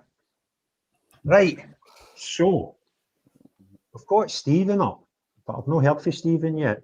So Stephen, how did I have a libertarian. Stephen's a libertarian from Peterhead, and Stephen organised the protest up in Peterhead last week. It was so successful, and we all came up. We enjoyed the experience. So, what's been happening to you? That's last week, Stephen. I just more of the same. Aberdeen protest after protest after protest. And we keep going. I said to Kev earlier on, we'll do every single one in Aberdeen, and then we'll do them all again. And then again. What was the counter-protest like this time, Stephen? Oh, are the numbers same guys? More of you guys than them, or? I'd say to start with, Definitely. DJR was there as well, and I think we definitely outnumbered them. They did have a lot, but there was a lot more of us. But I think John kind of made a bit of a mistake after the speakers went, and we lost power to the speakers because a local Polish shop, they gave us power to run everything because the generator had packed in. Yeah. But he made a kind of a speech at the end thanking everybody for coming, and I think the majority of the crowd took it the wrong way and thought, oh, it's finished. So kind of left. But in fair play to the guys that stuck about till the end, it was the young guys as well. And Donald Trump, as I'm sure you've seen from that was horrific, that mask. That was terrible. It's like the cheapest Donald Trump mask you'll ever find. It was horrific. Did Big Fish just turn into Winston Churchill there? Did I just see you spark up a big cigar?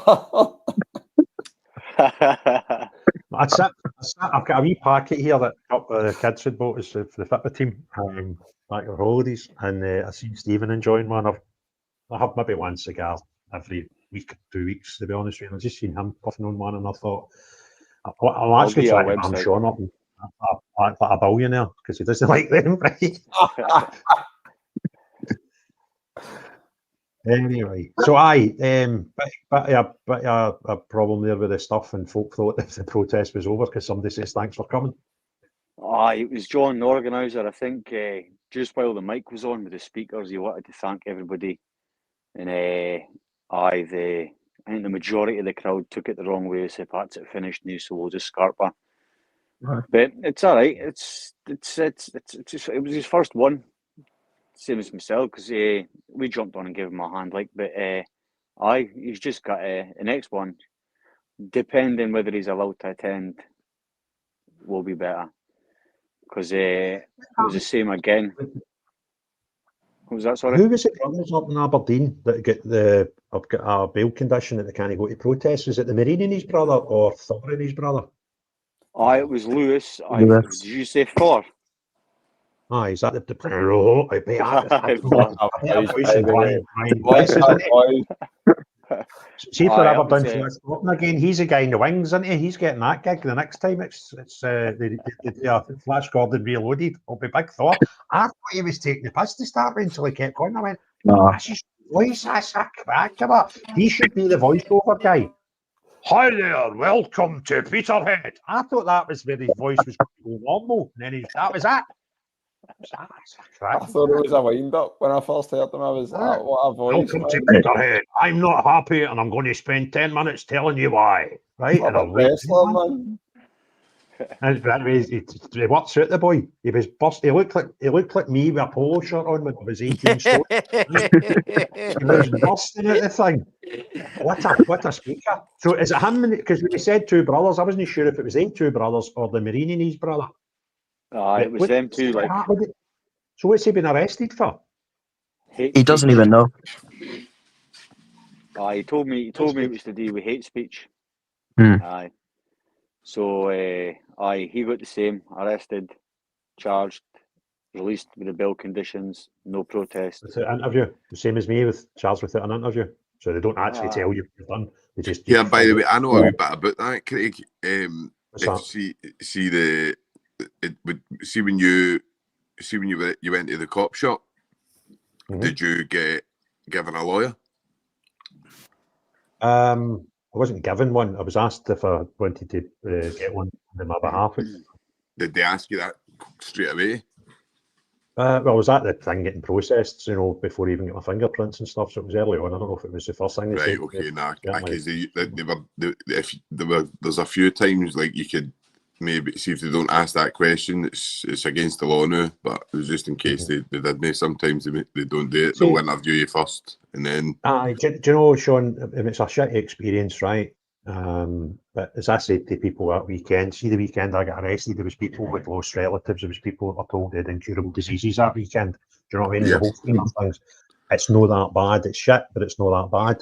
But wow, I'd see the coppers. It's shit being arrested, especially outside your girlfriend's door at 9:30 in the morning. It's or the curtains twitching and all that. But the cops were fine. They were respectful as you could be arresting somebody. Right? They weren't windows. They weren't like throwing me about the street. They weren't argumentative. They were fine. There was one thing they done that I thought was a bit, but I'll get my way with that, and that was to do with my phone. I'll maybe talk about that from another point. Obviously, don't want to talk too much about the case, but the process of being arrested, that's fine. That can't interfere with any case. They were all right. They could have been a lot worse. It could have been snidey. They could have put me in cuffs, flung me against the hedge, all that nonsense. It never happened. They actually apologised at one point because they said when we're taking you into the station, we actually need to hold your arms. I'm sorry, well, whatever. Once you need to do that, so I'm not running. I couldn't really run anyway. But aye, they were all right with me, and aye, that was when I'd left. I opened up my phone, gave them a number, turned my phone back off, and that was the last I've seen my phone. So aye, but it was processed. It wasn't processed immediately. Is there anything on next or coming up? What do you mean? We're the party political broadcast by the Libertarian Party of the United Kingdom. Good bunch of guys. Aye. So, are you away? Are you busy? Like, it's cool if you are. Fine. Your input's been fantastic. No, I was wondering if there's anywhere else that's coming up. Protest. There's one on the 23rd. John, do you remember that the guy gave us the flyer for the farmers on the 23rd up in Stirling? Right. You ragtag mob. Right. You need to be quiet a wee minute. We've got one of the normal people. One of the punters has joined the show for the second time. Right, and he knows how to start. He knows how to introduce it. I'm not even going to need to tease it out of him. Bobby, the floor's yours.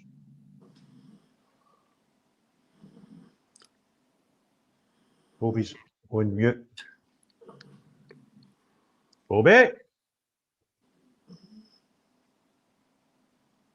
You there, pal? Bobby? I don't know what's happened. Oh, there he's there. Right, Bobby. The floor's yours. How do you start?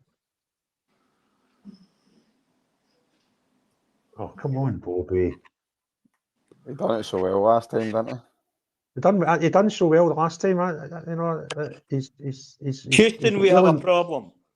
Yes! Right, Bobby, the floor's yours. My internet just went down. Oh, well. We can hear you. Is there any? I just wanted to come on and see if there was any other protests around the Central Belt, as in Perthshire. So there's one in Stirling. Stirling the 23rd for the farmers. Yep. So the Stirling 23rd, 1 p.m. at Kings Park. They're doing one for the farmers. I've been speaking to the boy that's been organising it. His name's Chris. So I take it that's next. Is that next week? So I won't be able to go to it, unfortunately. I wanted to go to it because I've been to the farmers down in Wales. For me, as much as the immigration is a problem, there are many other problems that they're trying to slide under, and one of them for me is every single one of us have got, we all eat at the end of the day. And when I'm speaking to farmers and they're telling me that, yes, if things keep going the way they're going, we are going to go into a food shortage. You're going to see it really, really ramp up when it comes into winter time. So they're doing one Saturday 23rd of August at 1 p.m. at Kings Park, Stirling. And they've been trying to get it out. So if anybody wants to go there and stand with the farmers, because for me, we have to stand with the farmers. Again, part of everything's just, that's the one thing. As much as immigration, it's just they're sliding all this stuff under. So that's one that I know about. Do you not think Do you not think it's quite relevant that Larry Fink is now the king of the WEF now? I posted about that. I've not done a deep dive into him yet. Well, the fact that he's you don't want to. No, he's WEF. You don't need Sean to tell you that's a bit stinking, right? BlackRock now runs the WEF. Oh wow! Aye, that's who Larry Fink is. Aye. I take it you've evolved. I take it you've evolved. I take it you all understand the sort of big picture that's going on at the moment, the war between the bankers and the technocrats. Mm-hmm. No, educate me here, Bobby. Well, basically, it's a power control between the bankers through that. This is why our currencies are. I mean, when you go and buy something, the inflation rates are so high that everything is through the roof. When you go and do your shopping, it's like nearly doubled in the last 2 years because the value of currencies has went basically through the roof because they printed money through 2020 right up to today's nonsense. So the actual currencies themselves are on a slippery slope. That's what I'm saying. So is this basically them flexing on muscles? Yes, this is the bankers flexing their muscles against the technocrats, but the technocrats will always win. So it's like one bad nightmare into another bad nightmare. I'm just waiting for the fiat currency just to totally collapse. They've been warning us about that for a while now. Can I ask you something, Bobby, about the centre of your bit, right? Mm-hmm.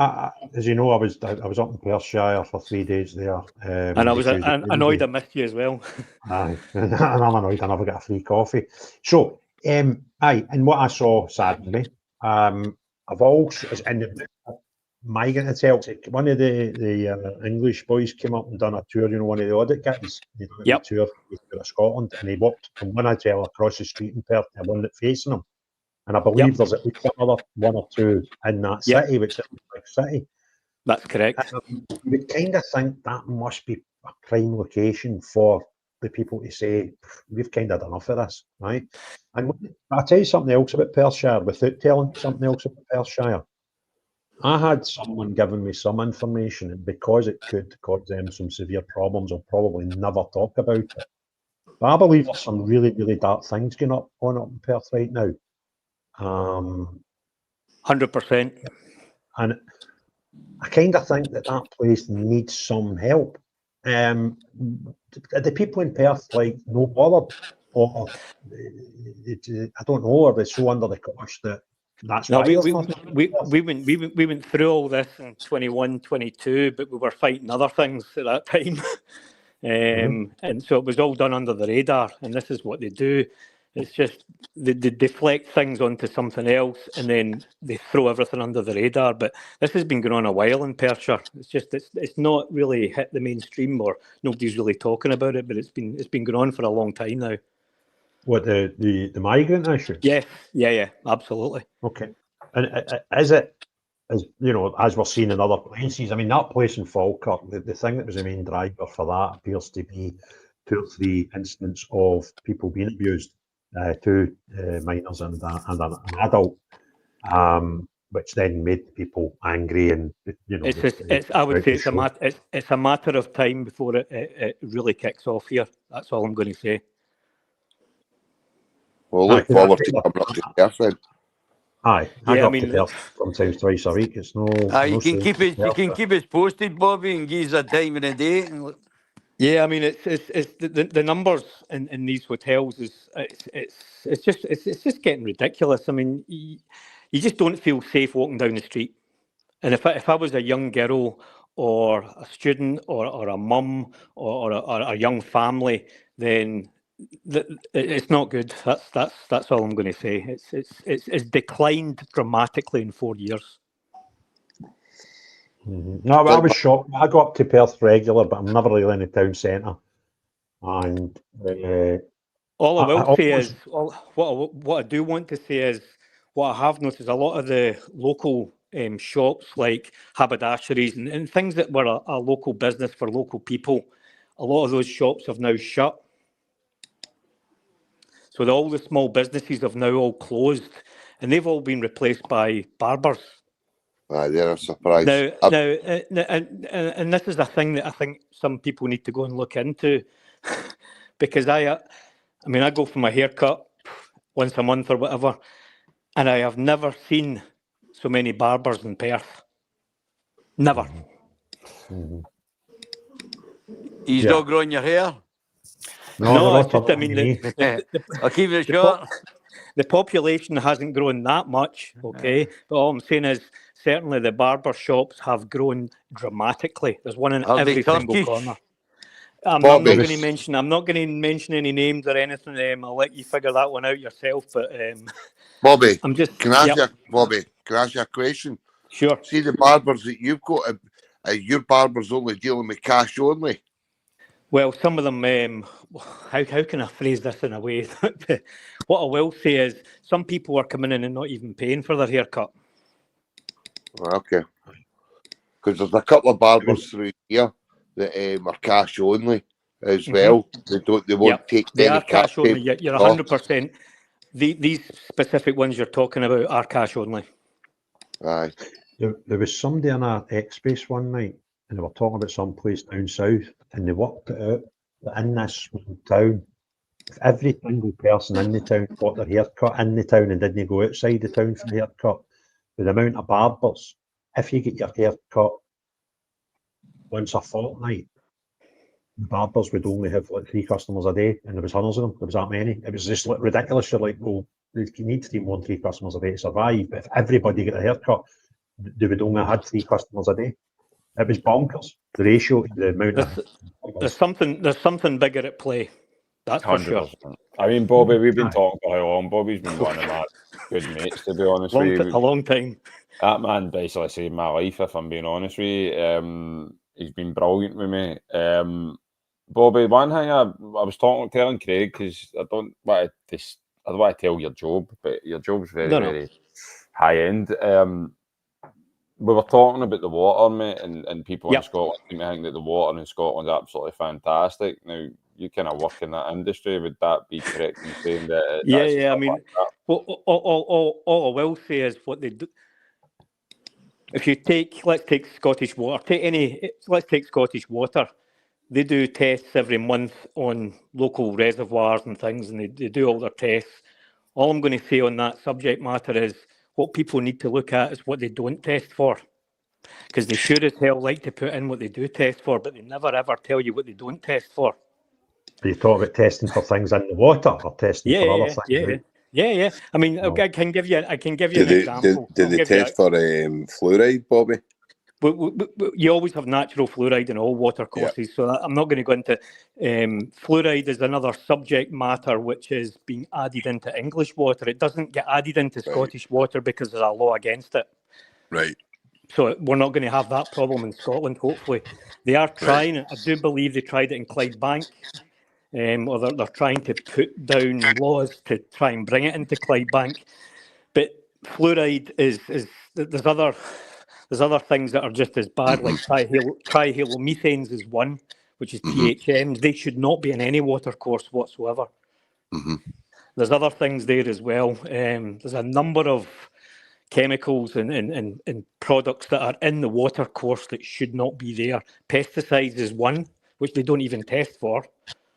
So you get your water runoff to all your farmland, where they spray over the farmland, all that, when it rains, all that water runs into the groundwater contamination and runs into the rivers, runs into the water courses. That's why they've got treatment plants to try and get rid of all this stuff. We're getting attacked for This is a big subject matter that needs addressed dramatically. It's a big one. Yeah. Well, we've got another caller in to the show. Again, something that's been in before, so I'm going to bring him up, and he knows how to introduce himself. What's on Scotland? The floor is yours. Houston, you have a problem. See, it's cracking, isn't it? Yes, I'm good, Craig. How you doing? Very well, mate. Good to see you. Good, mate. Good.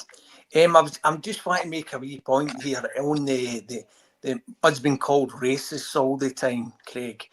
And the wee point I want to make is, see if these people were coming here from Norway, Iceland, Finland, and they were the whitest of the white with the blondest of the blonde hair. Yeah. Still wouldn't be wanting them coming into the country, running savagely wild the way these other folks are doing. Nothing to do with the colour of their skin. Absolutely nothing to do with the colour of their skin. It's just, so I just want to make that point that it wouldn't matter where people came in illegally. If you're coming in illegally, we don't want you in illegally. Yeah, so don't call us racist because it's got nothing to do with the colour of the people's skin. Do you know where the word racist comes from? Libertarian. No. I don't. So the word racist comes from Leon Trotsky. Leon Trotsky. Yeah, I know who Trotsky is. Is a Jewish communist who was in Stalin's government, and he murdered tens and hundreds of I know what they've done. I know that. I'm just trying to make So Trotsky wrote a book and about this, and he made up the word racist. Right, okay. Also, to you there, buddy, you're saying we should call ourselves libertarianisms or whatever. It's no us that are calling ourselves the far right. It's the other cunts.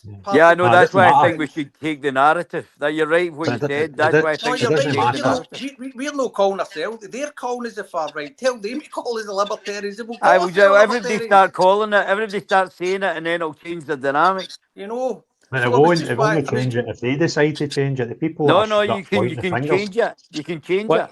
Why don't you call yourselves the humanitarianism? Why don't we just call ourselves normal? Right? Exactly. Or the majority. Right? That would be that'd be good. I don't. That's what I call them. I call them. Quick one for you. One of my mates is in the live tonight too. He's in the minority. That's a lie. That's a lie. He's a ginger ninja. You've got mates. He's a good pal of mine. Just adopt Craig Houston's language, right? And split the whole camp into two and have the Goon platoon and the normals, right? That's that. And Craig, sorry, Craig, can I just say something to Sean? He needs to get you on with that Tommy Sheridan and let us have a debate and let us see it. Oh, listen, it was hard enough having one crackpot in the studio with me. I couldn't deal with two, right? I know, but poor Alec had to have them ganging up on him, didn't he? I want that gig and all, by the way. Could you gang up, Marty, mate? I could get it. I could possibly do that. Sean, David Valentine wants to Tommy on it. I used to like Tommy. I used to have a lot of respect for Tommy when I was a young boy. But I've totally lost it all for him now, and I'd like to see somebody debating him, because Tommy's a good speaker, but so is Craig, and I'd like to see them having a talk. It'd be great. It would be. Let me work on it. That'd be great. That's all I want to say, boys. Listen, mate, thanks for coming up again. No worries. And you're, Good to you're see always you all. welcome. Take care. Right, buddy. Have a good one. Cheers, boys. Bye. Sorry for piping in, but for me, it's really simple. It's either right or wrong. I agree. That's what I keep saying. There's no right and left. There's right and wrong. Aye. Absolutely. And we're in the right. Don't worry about that. Aye. I told Sean the story. I get invited into the London School of Economics around April. You talking about politics, which I thought was bizarre. Well, that's the Fabian Society, isn't it? Is that not the Fabian Society, the London School of Economics? I kind of don't think so. They wouldn't have had me in there if they were. Well, I think if you look into it, you'll find it is. I might be a Fabian Society, and I would be shocked and stunned if the whole thing was a Fabian thing. I would advise you to have a wee look into it. Aye, I will do. But I was well received, so I kind of some of the stuff I was saying was a bit nuts. But what I was sort of saying in the speech was, this left and right and left doesn't make any sense to me. And I said, I'm going to prove to you two things in this speech. One, I am the most uneducated and inexperienced in this whole room on politics, and that will not take me long to prove that. The other thing I want to prove is that I'm right in the way that we should talk about politics. And I said, try it here. I said, put your hand up if you believe in the notion of a national health service. And everybody in the room put their hand up. And I says, okay, so that's a left or centre policy, because that's you suggesting that the state should look after something very important on your behalf called your health. So in today's language, where we need to make everything polar and extreme, that means this room's full of communists. Then I said, could you now put your hand up if you think you get too much immigration, and whether that's one too many or 100% too many, I don't really care. But put your hand up if there's too many. And the whole room put their hand up. I said, well, isn't that bizarre? Because in the space of 35 seconds, we've come feedback commentary. I don't know, that is a room full of communists into a room that's now full of right-wing racist fascists. So if that doesn't prove to you that left and right is a total nonsense, then nothing will. Because if you can be both of these things at the same time, it makes them redundant. So the only thing that's important is actually right and wrong. I'm going to start muting mics one by one just to find out where the feedback's coming from. But aye, so I kind of agree with you. I just go bollocks to it. I cannot be bothered with it. People go, oh, that SDP, are they no left-leaning? I don't know what that means anymore. What I do know is, in the old traditional way, we've got policies that are probably further left than the Labour Party and policies that are further right than Reform and the Tories. So what does that make us? Does that make us communists, racists, fascists? I don't know. So I can't be bothered. Do you like the policies? Aye. Are they good or are they bad? Aye. Great. Let's deal with that. So aye. Common sense and a bit of logic and changing narrative. Just stop buying into this nonsense where we've all got to be polar apart. We've all got to be extreme this or extreme that. We've all got to be up to the north or down to the south with I don't know, that thing. Was it libertarians? Are you a libertarian? Or authoritarian? Or that. Because I guarantee you, see if you actually looked at that line as well, the up and down line with authoritarian and anarchy, right? That's kind of extremes there, right? Like you're doing nothing and or bugger it will do everything. That's where that line goes. Well, most normal people have a bit of both. It's quite nice to have rules. Have some regulations isn't the worst thing in the world, because if we don't have any rules, then we're French, right? And then if, with too many rules, then we're Russian. So, nobody wants either of the mad things. So it's kind of like, it's all bollocks to me. This line that goes that way in the spectrum and this line that goes that way, you want to stick me in a thing and it's the top right or the bottom left box, I don't care, right? And I'm not dealing with it anymore. I'm not getting involved in mad debates about spectrums and what's that one? Overton window. Somebody see the next time somebody says Overton window to me, I might just stick a head in them, right? I'm fed up with it all. It doesn't so what if the Overton window's sliding? What the hell is the Overton window? The only people that know these things are the 5% of the population that are actually totally norbits. I'm an orbit now. I've went for a normal guy in 18 months that spoke about politics when an election came up or a budget came up, to a guy that talks about it almost 24/7, right? We are still the minority. We are norbits, right? Normal people don't care about politics until a budget comes up or an election, right? 5% of the population, we are the norbits. and what to talk about over the windows and authoritarianism and communism and socialism and fascism and all. You're like, Jesus, Brett, what do you mean? And then what you do to try and confuse us all is you then go, over the windows changing. Does that mean it's on? So it might be different tomorrow. Aye, all right. So if they pigeonhole everybody, but that's imaginary window that I don't really know what it means either, right? Well, that might be changing. So stay tuned. I don't want to stay tuned anymore. I don't want to talk nonsense about nonsense. I want to sort shit out if that's all right. Can we politicians that sort shit out and don't talk about over the windows and all that? Spoken to Twitter like that. What are you talking about? You want over windows? What do you put in that, Stevie? I don't care, mate. Honestly. Stick it in your... Do you know what? He's like that to me the other day. See, now you're a leader of a party. You need to come onto my channel and talk for 3 hours about policy. I'd rather, honest to God, I'd rather get that fork and stick it in my forehead than sit and talk about. I'm a great laugh. What? I said I'm a great laugh. Those 3 hours will fly by. I bet they were. They flew by. I'll tell you what, the 3 years didn't fly by coming down in that motor. I'm buckled. So am I. I've just done a Kevin the Ranter there, didn't I? Just got on my high horse about something and nobody was letting me off it. Pure monologue, man. Nobody can interrupt you, that's why. I know. Get the power of the mind. Listen, guys, I'm sorry to butt in, but I'm going to need to boost, right? It's really, really nice. Whoa, stop it, Biggie. I gave you 3.5 hours of my life yesterday. You'll stay for another 10 minutes. Listen, I'll come on and I promise you I'll do a full 1 week, Craig. And I'll be on, I promise I'll be on more often. I just my missus, we're supposed to watch the new Superman film, so. You mean you're saying Christ the Superman? I'm getting the daggers. I'm getting the daggers, know what I mean? Sean, one thing before you go, I heard you calling her Fiona earlier, right? So have a great night with Fiona, mate. And when do you think the podcast will be out, buddy? Probably, I would imagine, no this week, but the following, Craig. And I'll have shots and stuff like that. But listen, you can have access to it. Just let me know what bits you want, and obviously I'll give you access to it so you can cut it up and take what bits you want out of it. Wait till it's out first. There'll be some bits I think I spoke a wee bit sense in that I could probably utilise myself going forward. I know. John, I'm sorry for letting you down, mate. I couldn't make it Friday, but I had don't worry. I'll set another one up, John. We'll get another one going.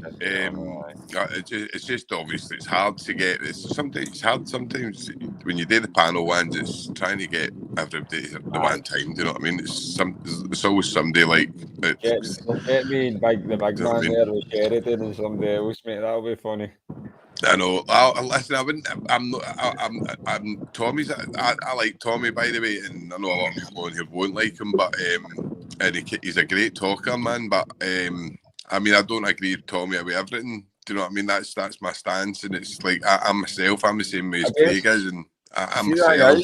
The thing is with Tommy, right, and I know you need to go, Sean, but the thing that really baffles me is, and I was saying this to Craig, was it earlier the day, Craig?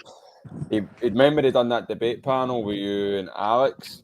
Aye. And there was a point where he was sitting there going, we've got Parliament talking about men getting into women's toilets, right? Aye. But my counter that argument with him there is Tommy, you're sharing the stage with these same people. Do you get what I'm saying? You're sharing the people that are muddying the water for all this madness. And you're sitting there with them and you're flying the flag with them and all that. It's like it's ridiculous. So no, it's but I don't think because let's see if you listen. Tommy's ma was the founder of Women's Aid, which is like obviously a remarkable thing. Do you know what I mean? And he's certainly no one for he's no one for like a woman's not a woman and a guy's not a guy. Like Tommy's certainly no one of the guys.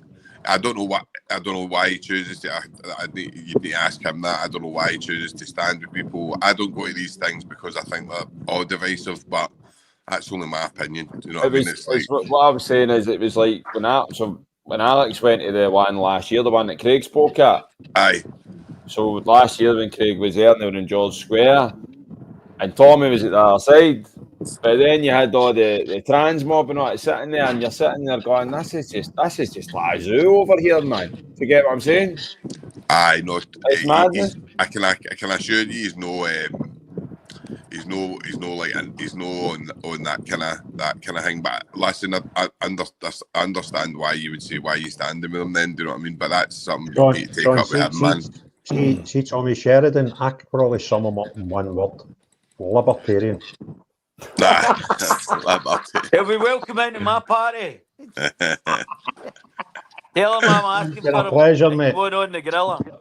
No, I know. Listen, Come guys, back anytime, buddy. and I'm pretty sure it won't be the last, man. I'll be on again. You know, it's a great wee thing you've got going, Craig. So, I can only thank you for having me on, man. And everybody, John, Alex, that I know, and all the new guys. It's lovely to meet you. All right. Sean, can I ask a quick question before you go? He's going to be after 10. We're all give me a second. I'll quickly ask him. See how you're going to get John on. You're going to pay for to get his teeth whitened and that. The what, mate? You're going to give him money to get his teeth whitened. I need to get my own ones done first. I'm his Superman, aren't I, Kev? No, thanks for having me, guys. Right, right. Catch you. Take care, mate. Bye, lads. Bye. Right, we've got another call. We've got another caller, and it's John that I'm going to bring up, and I'm sure John knows how he opens his line when he comes up. And the floor's yours, John. You're on mute, John. Can you hear me now? Yeah, you know. Hi guys, how's it going? Very well, mate. Yourself? Yeah, very good, very good. I heard earlier on that they had a bomb scare in Bournemouth last night. And I just spoke to my uncle who lives just outside of Bournemouth, and he said that it was some bloke who split up with his missus, and he didn't want any other man to have his missus, so he put a bomb under a car. He put a bomb under this woman's car. It was a car bomb because he didn't want his wife cheating on him with another fella. It's crazy, that, isn't it? It's the kind of world we're living in. Just found here, homes in Hertfordshire town were evacuated after a suspicious object was found. Police were called to Cowley Hill in Bournemouth at about 12:15 BST on Saturday. Several roads were closed while the object was dealt with by the bomb squad. Late in the evening, Hertfordshire police said controlled explosions were carried out before people were allowed to return home. A cordon was still in place in Cowley Hill on Sunday. Hertsmere Borough Council set up a safety area for residents at a community centre in Shenley Road during the incident. Wow. There's a few people, there's loads of people who got coverage at the Sun, BBC, Herts Advertiser, Watford Observer. None of them telling you, obviously, much about the actual surrounding this. Why it happened? It's crazy. The mainstream media have not commented on it, have they, Craig? Well, aye, they have. I mean, the BBC, the Sun, have they? Daily My Mail. apologies. Aye, but what I'm saying is none of them saying what happened. They're just saying there was a evacuation, there was a bomb, it was Bournemouth, and that's about it. You know, police are investigating. Yeah, my uncle, he said his wife's his mother lives down the street from it, and apparently it was a disgruntled husband. How did he get out of a bomb to make it anyway? So I'd like to know. Crazy. Well, was it a bomb though? Apparently it was a car bomb. But the guy you know, it's a suspicious. No, it's I'm only going on here. It might not have been a bomb. It's saying it's a suspicious object. But to get the no, what they're saying is it was nobody's saying what it is. I think it's a suspicious. And I'll get this up. There you go. Right, so the Sun, dozens of how blah blah blah. Bomb squad raced to the scene after suspicious object found under a car. So nobody's saying it might be a bomb, but they're not saying, they're just calling it a suspicious object. But look at that, it looks like quite a leafy suburban area as well, you know. Mm-hmm. Like you said, Kev, it's the time we're living in, isn't it, nowadays? Aye. We'll just go back one. We're living in a society that's full of crackpots, man. Yeah, we keep letting more and more and more. Aye. I'm gonna need Without to bow knowing out, who guys. they are. I'm gonna need to head off, guys. I'll catch you later. Right? I appreciate it, Craig, as always. And Uncle Denzel, you're getting the bill for the watch pool. Superman? I think so. Aye. I think so. What you saying, Gino? You're getting the bill for that diesel, man. He's like, I says, how far? Wait a minute here. I'm stay charging. No, away? hold How on. far I'm do you charging stay you away for carrying your from bag about all day yesterday. Falkirk, right? How far are you from Falkirk? 15, 20 minutes, 40 minutes, man. I'm like, aye, very good. Oh, listen, I'm charging you for carrying your makeup bag about all day yesterday. Every time he was going on camera, he's like, "Is my hair all right? Is my makeup all right?" Do you know what I mean? He was trying to chat up with 2 women at the end, I know, weren't you, Kev?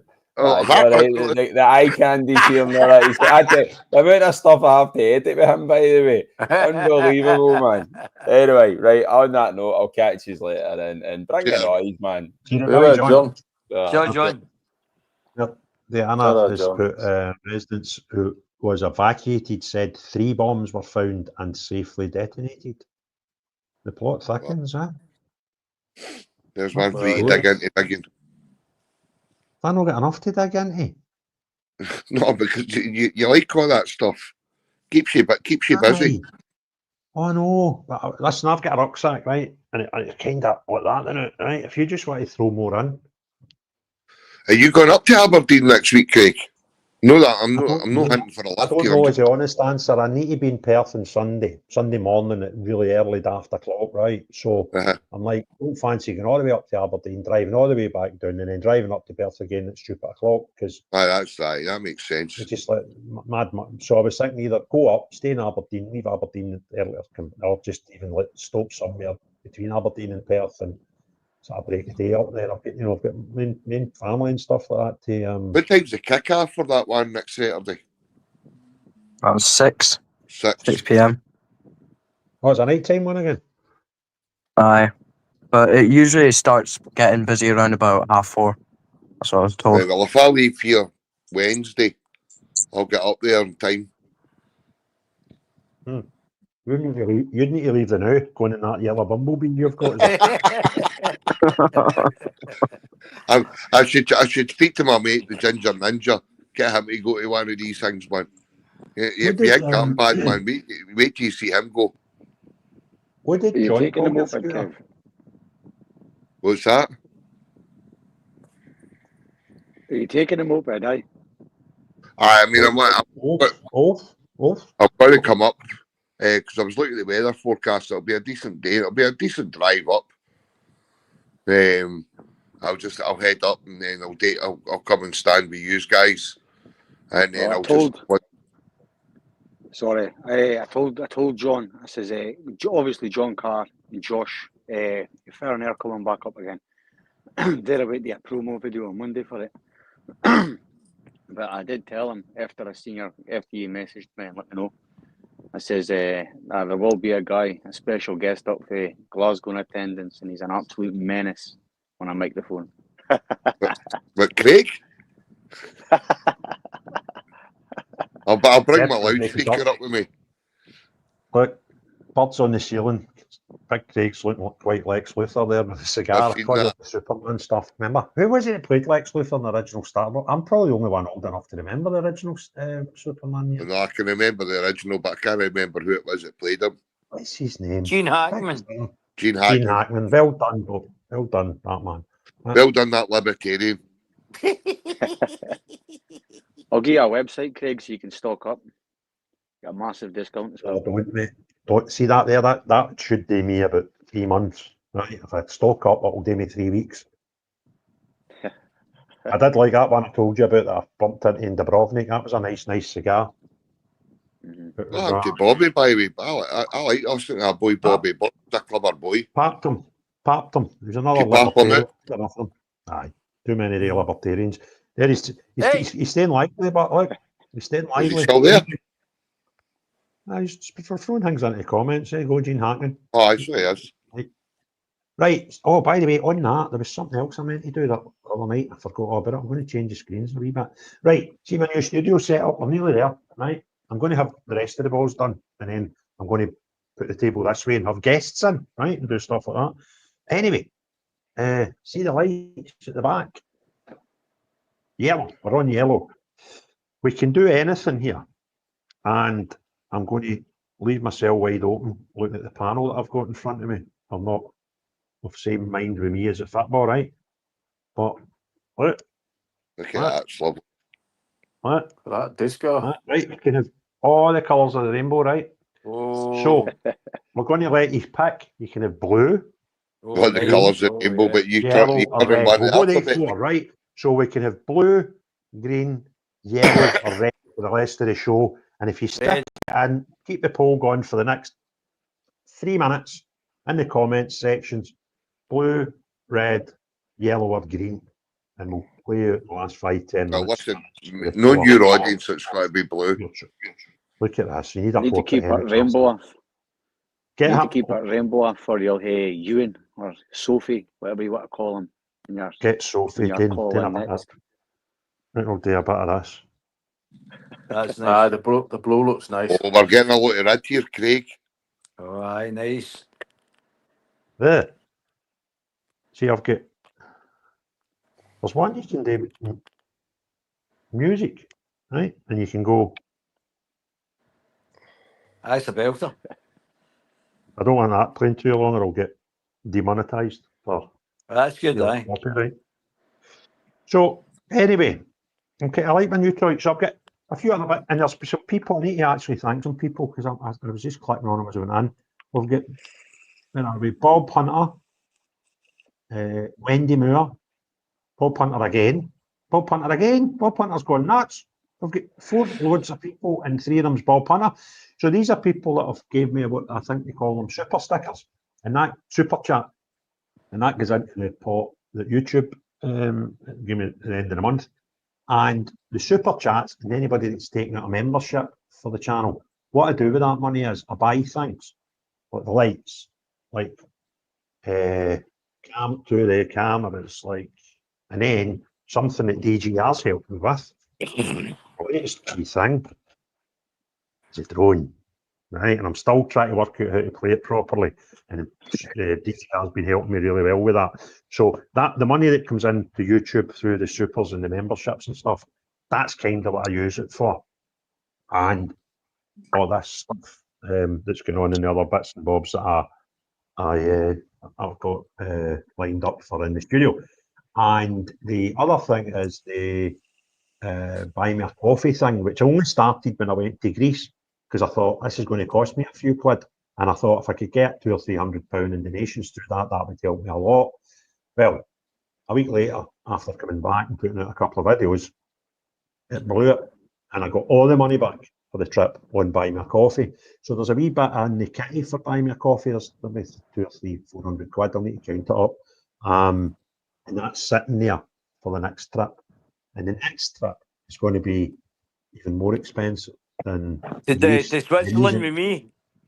No. Oh, didn't start this one. The reason being, I'm going to the worst city in Europe that's devastated. It's dangerous. There's more hand grenades and public ownership in this city than the rest of Europe put together, which is a bit bonkers when you think about it. So I'm not going alone. I've got somebody coming with some really good post protection experience. So that's going to cost obviously double because I've got 2 flights, and unless they want to cuddle off me, there'll be 2 lots of accommodation and stuff like that. So that'll be happening hopefully before the end of this month. I'm just waiting for confirmation on what dates suit the other person, and then they'll be away there for 3-4 days. So the money that's already in Buy Me a Coffee, that'll give us a wee head start to that.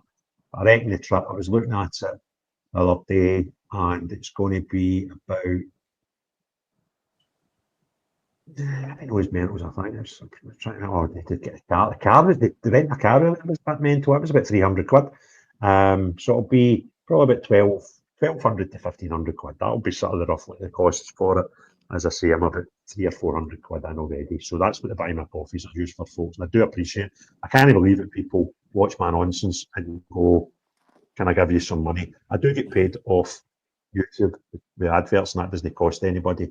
But now, there's other things. It's great that the memberships and stuff can buy me equipment, and these buy me coffees will allow me to go on even more trips to Berlin. Now we've got another caller in, who again, I think was on before, so we might be in for a bit of fun here. Base Patriot, how can we help you? Oh, for God's sake, who let him up? Can you hear me now? No. I hear you now. Good, good.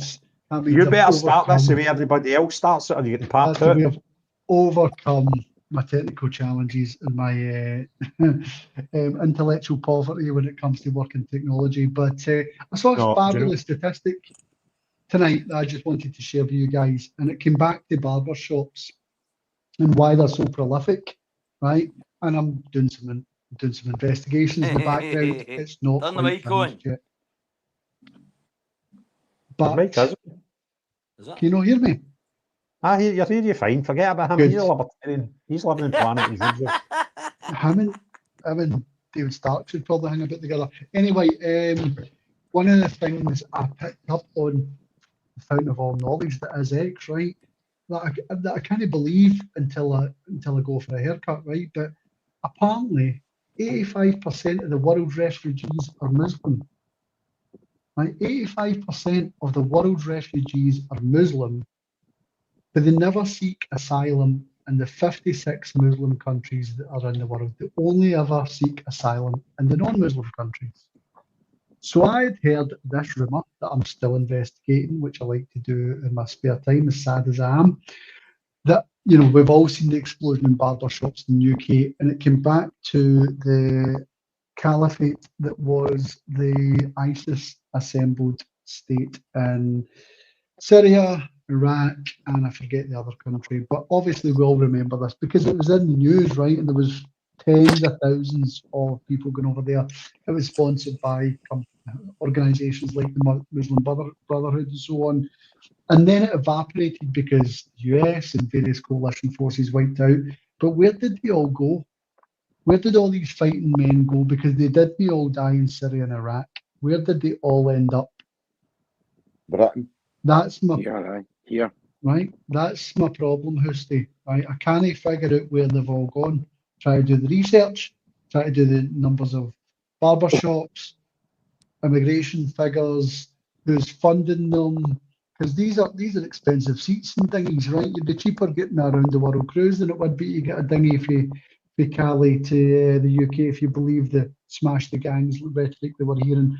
But this to me is part of a wider concern, right? Why is nobody really tackling the root cause of this? Why is nobody really addressing this? Because frankly, I smell a rat, and if it smells like shite and it looks like shite, it probably is shite. So I help me can figure probably this answer one that. out. I can Please possibly do. answer that. Oh, So no, the- really come out your libertarian and opinions. No. Listen. So the fact is that years ago, the same people who are behind the WEF, the Bilderbergers, and the political class signed treaties. Now these treaties are online. You'll be able to Google them. The first one was called the Barcelona Process, and then the second one was called the UN Compact in Marrakesh.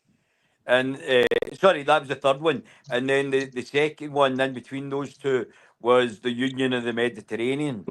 So what these treaties were to do was to give access and open door immigration to the Near East, where we would actually have the sort of Schengen agreement would be extended to the countries of the Near East, North Africa. This was in the Maghreb, and the actual refugee treaty was signed in Marrakesh by the Conservative Party.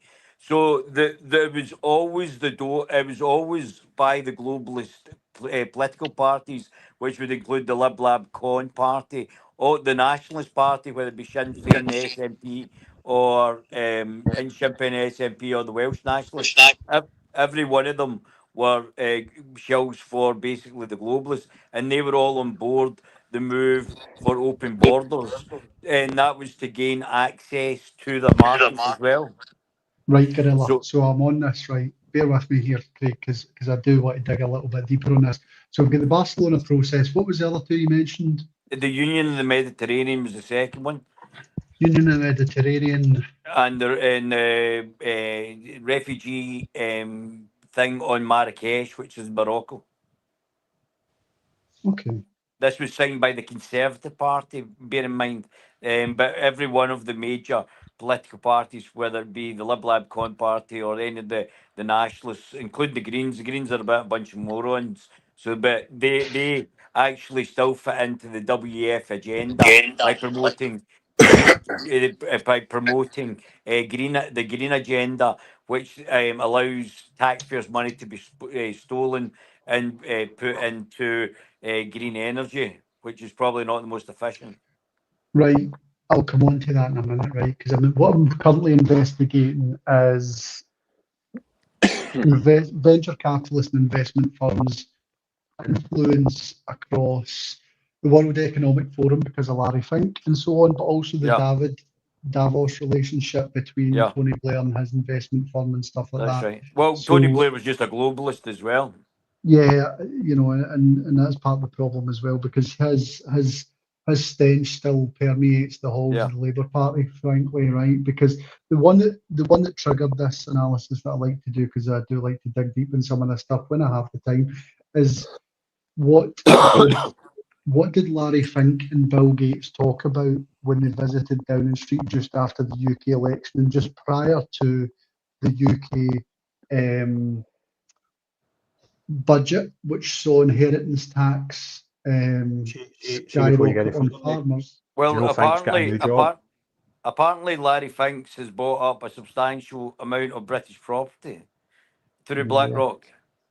Indeed. Do you know he's now in the WEF? He's the governor of that now.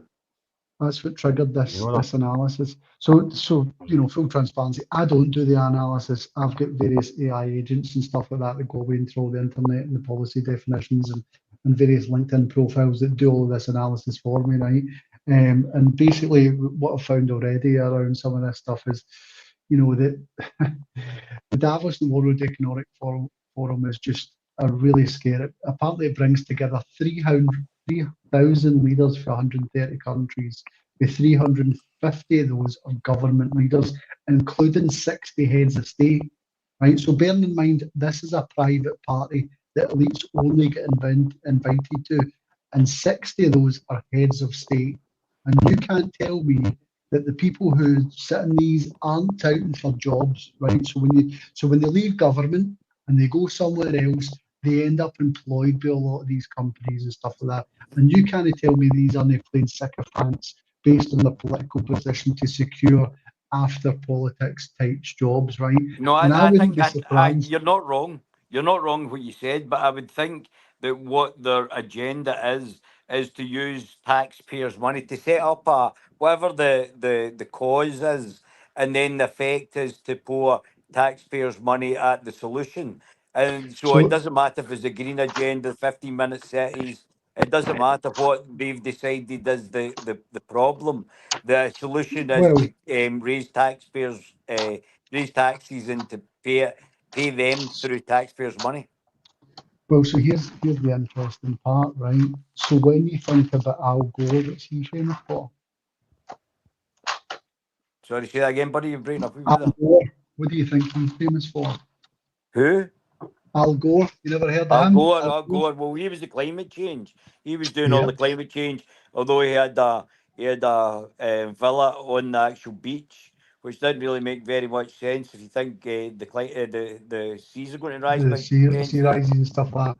But apparently he's invested 80 million quid in Octopus Energy and 600 million quid worldwide in renewable energy firms. And it just Cause and effect. That's what they do. So he's on a global stage, an I don't know if he was Democrat or Republican, right? An vice president, right, who's now globally promoting this stuff, which gets lapped up by the less intelligent people of our governments. You know, your John Swinney's, your Nicola Sturgeon's, and the various other people who say, well, you know, the writing's on the wall there. We should just sign up to that. They More then on. spend the public money on the very investments that these guys have made. Yeah. And it's just a global, an absolutely global snake oil tour. And we're trapped in this because we're the people who are paying for it. Right? Well, one way you could stop doing it is stop voting for political parties like the Lib Lab Con Party, like the SNP, like the Greens. That's the fun, and convince others to do it. I'm proud to say I beat the Greens in the last election, last general election, when I stood for reform. Well right? done, So mate. I'm Well done. proud of that. Right? I trounced them in every single debate they ever had, and I trounced them. What are you prouder of, mate? Beating Greens or standing for reform? Beating the Greens, right? Hands down, right? It has to be beating the Greens, right? Because I left reform. Let's make no bones about it. But I'm happy to be affiliated with a better party now, right? That's making moves and changing. Are the you going to political join the landscape. Libertarians? Are they a band? I can't play the drums. I can't play the drums. So I could never be in the Libertines. Anyway, so there's loads of them, and I'll publish my research for anybody that's interested. I refuse to pay for a blue tick because the last time I did, and I slated reform, I get blacklisted by X. So I'm refusing to basically pay for my blue tick. But you'll find me on X if you're interested under Base Patriot. You can, and I'll publish and my what's your research handle there. on X? What was that? What's your Sorry? handle on X? What is your Base handle on Patriot. X? Base Patriot. I'll just. Do you know, I'm trying to get stuff up onto the screen to show you, right? My computer's just nuts, right? And something else I forgot when I was telling you the stuff that you guys help pay for with the memberships and stuff to get my equipment and stuff. Also, I pay for this platform that allows us to do the lives. That costs me whatever it does a month. I pay for another one called VidIQ, designing thumbnails and descriptions and keywords and all that stuff. That costs me money. And I've upgraded my internet. I do for all singing or dancing.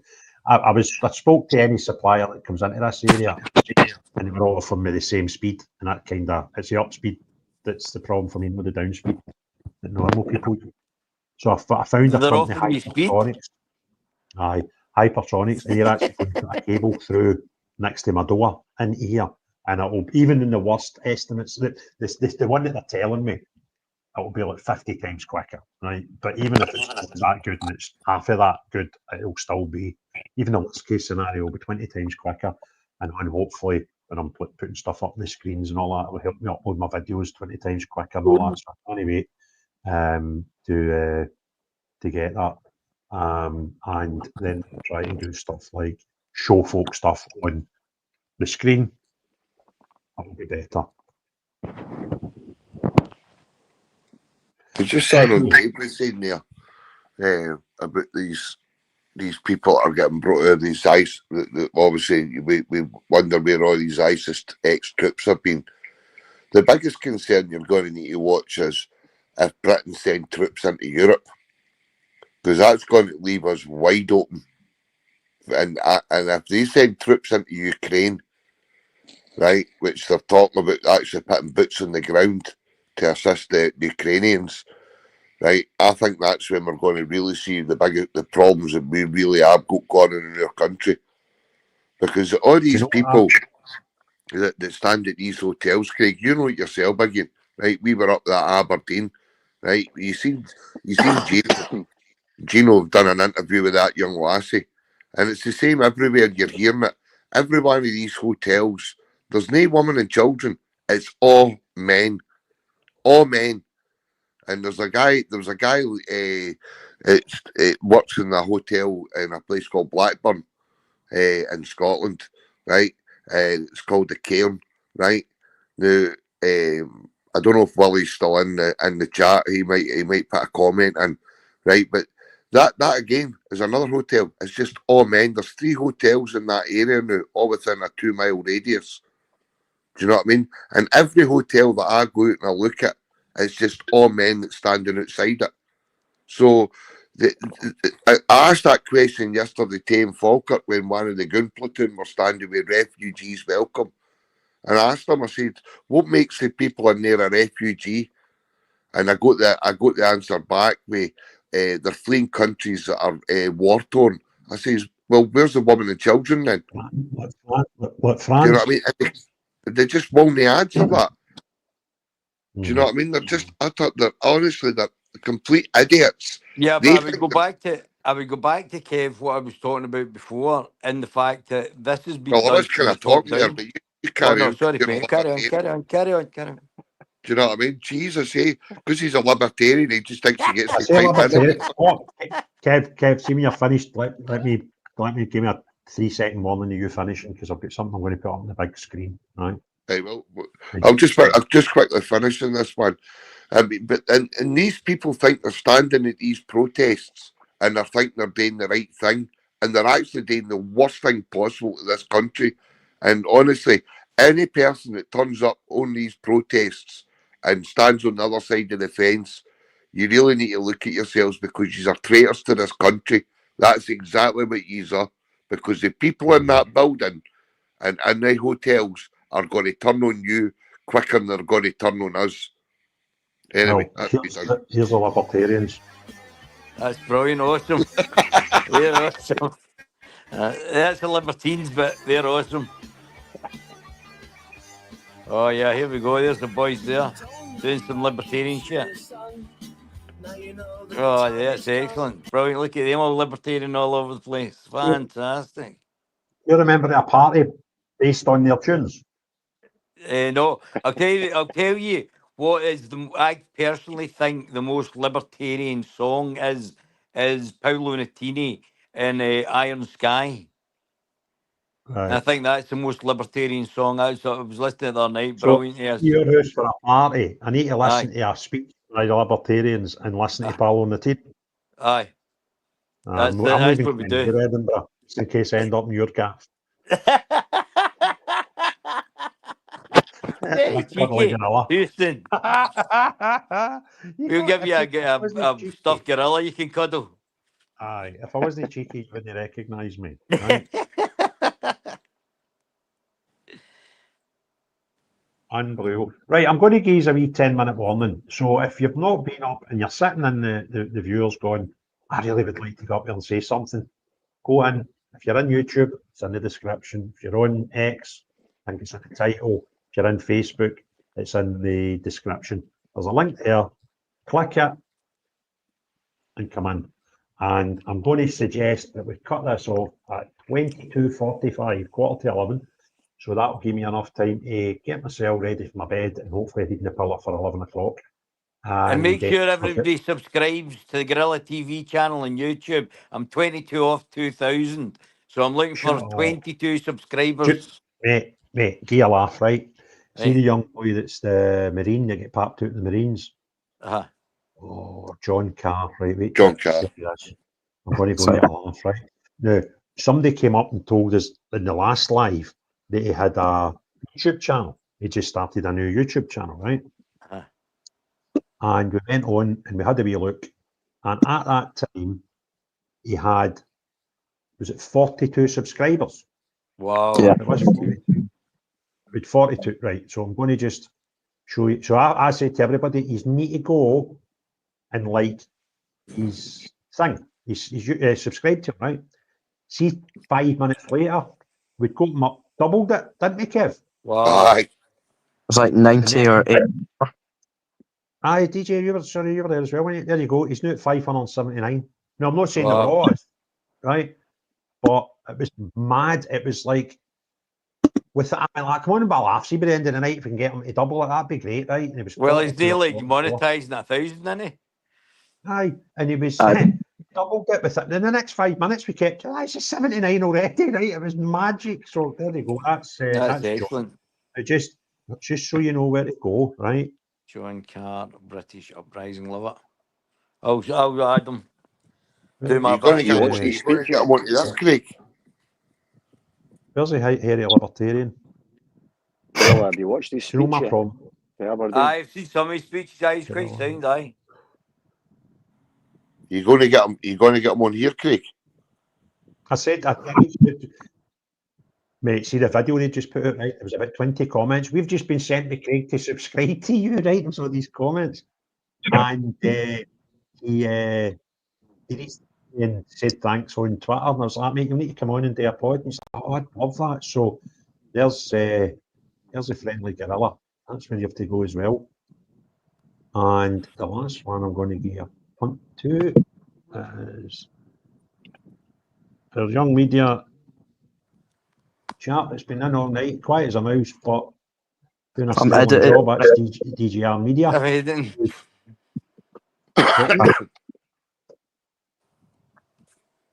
What'd you say, mate? I'm editing the second part of the video just now.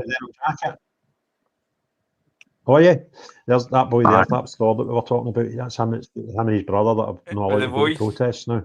He takes that jacket off. Honestly, he's ripped the boy. So there you go. There's DGR. He's got a lot of videos up. He started off doing a lot of sort of scenic, sort of drone stuff up in Aberdeen and surrounding areas. You can see there, covering even at Aberdeen FC. You need to get them off, mate, and I'm going to need to stop pushing your channel.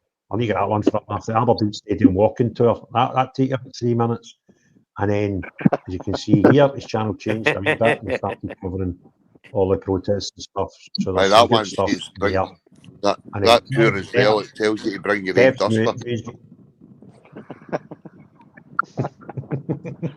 And now that Kev's got his drone and he's got a good few videos with Nick out his wee yellow bumblebee scooter, he should be getting. I keep telling him, go and get a YouTube channel. I'm going to tie in with you with that one.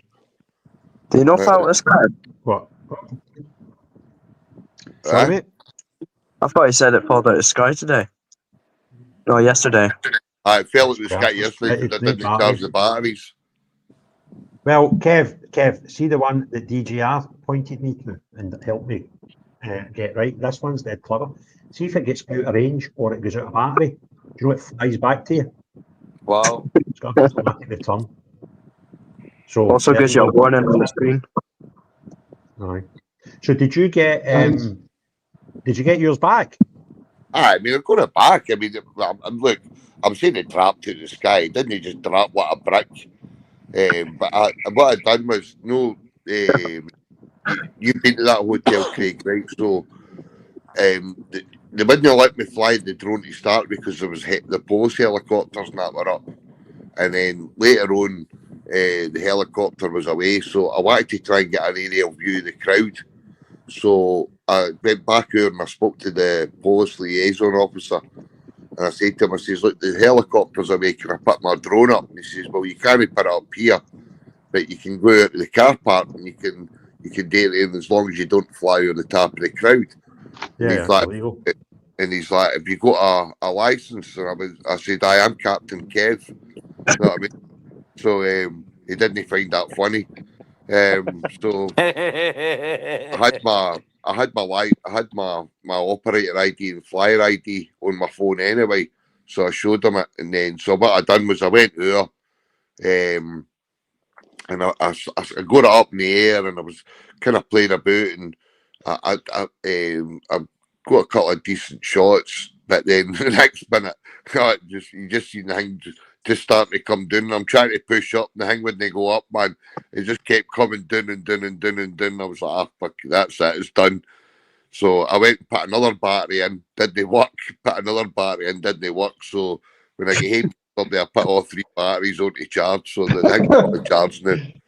But man, what you've been using all the batteries on? I was going to say that. Is that a flashlight you've been using them on? What's that? Sorry, mate. Sorry, never mind. I know. I couldn't hear you because your IT's push. Remember the big square batteries you got that were about that size, and you it was like for Skeletrics or train sets. You used to get them for them hanging up. That's what you've got for yours. No, it's brand new, and I should have known to charge the batteries, right? So.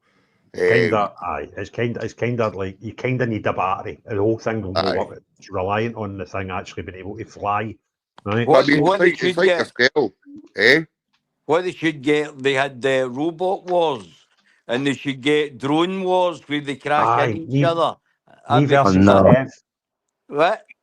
Me versus Kev. Yeah, you versus Kev. That'd be great. Oh, I don't fly you. I'd paint mine red, white, and blue for that.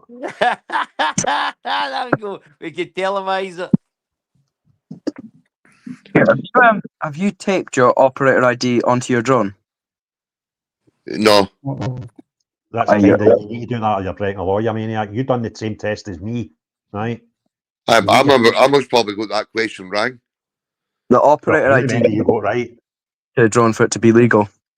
You need to put the number, your GBR number on it, or you're breaking the law. If the copper had asked you, could have took it off you, because you're meant to have it on display. Aye, you can't cover it You up with actually get tape. the license. There's two things you need to do, folks, right? One of them costs you a tenner, and it's a gimme. You just put your details on it, right? And the other one you do is a test, right? You need to pass the test. Kev passed the test, and doesn't know you need to put ID on it. Aye, it's a GBR OP one you need to tape onto the drone. You don't The need what to one, do sorry? G. The It operator starts license one. GBR OP is that one you have to write it down and put it onto the drone. Well, the operator ID then. Right, the operator ID you have to put that onto the drone. Aye, but I'm still waiting for all that stuff to get sent out to me anyway. Oh, you get an email when you do it. As soon as you buy it, they give you the number. See the one you pay for, not the one that you test, right? See the operator one. That Right. number, you need to put that on your drone. Or your Aye, platform. well, I mean, I've got that there, but I mean, I'm waiting for all the stuff to get sent out to us, and then so I'll do it when I get sent out to you. Aye, you do. You get your license that sent out to you. No, you don't. Well, It's I all- could tell my kids will be in the post. You don't. You done a special test. I don't know. But you can buy a card and stuff, but you don't actually need it. It's just a digital number they give you. Okay, I don't Can you use yours? Oh no, I'm not giving it. I'm not giving him mine if he's crashed drones. Like I'm not. Oh, come here! Like, they had one here, right? I had the drone flying perfectly. I had it banking left. I had it banking right. Where's I had this- it where's this swinging round. I had footage it. you I just had the bus here, right? I made a rookie mistake and I had to charge the batteries, right? I've That's a done bit that. of a I've learned my mistake. lesson. It crashed Yeah. into my head. Eh? It crashed into my head when you never It was came nowhere to near your heat. I was nowhere near the crowd. Look. Did you see that? What's that? Fully charged, 3 of them, ready to go. Aye, all right, all right. Well, you're away to a protest, not even get one charged. Look, I done my job. I done my duty. What's the three P's, Craig? Is it preparation prevents poor performance? Yes. 5 P's in it. Okay. Numerically. Well, I tell you what, you talking about piss poor Proper planning performance with a mic like that. performance. Okay, I thought that was a robot talking there for a minute. You're talking about piss performance. You're an IT specialist, eh? That's only because your batteries are far too drained. Only devices you've got kicking about the house. Some furry ones, some fleshy ones. Like furry So batteries. I have published a website on my X chat which covers some of the investments and some of the benefits that the UK politicians have received in result of some questionable affiliations. So people like George Osborne, David Cameron, various other ones, I've stuck it on there. I'm currently updating some other analysis that's been done. So if anybody's interested in the Davos connection with political influence, have a look at my X feed, click on the link. It's generated by Manus, which does my AI sort of investigation, and I've basically done this while we've been chatting because I am also curious about it. So let's see. Hold on, I've got another one. Got an updated website here. And let me stick this there's link. your man's X up on the big screen now. There he's up the Jumbotron, made him famous. Infamous link.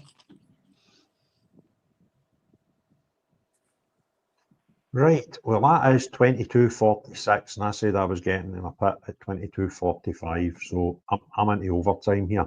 What I would just like to see, I'm just going to look at the numbers now.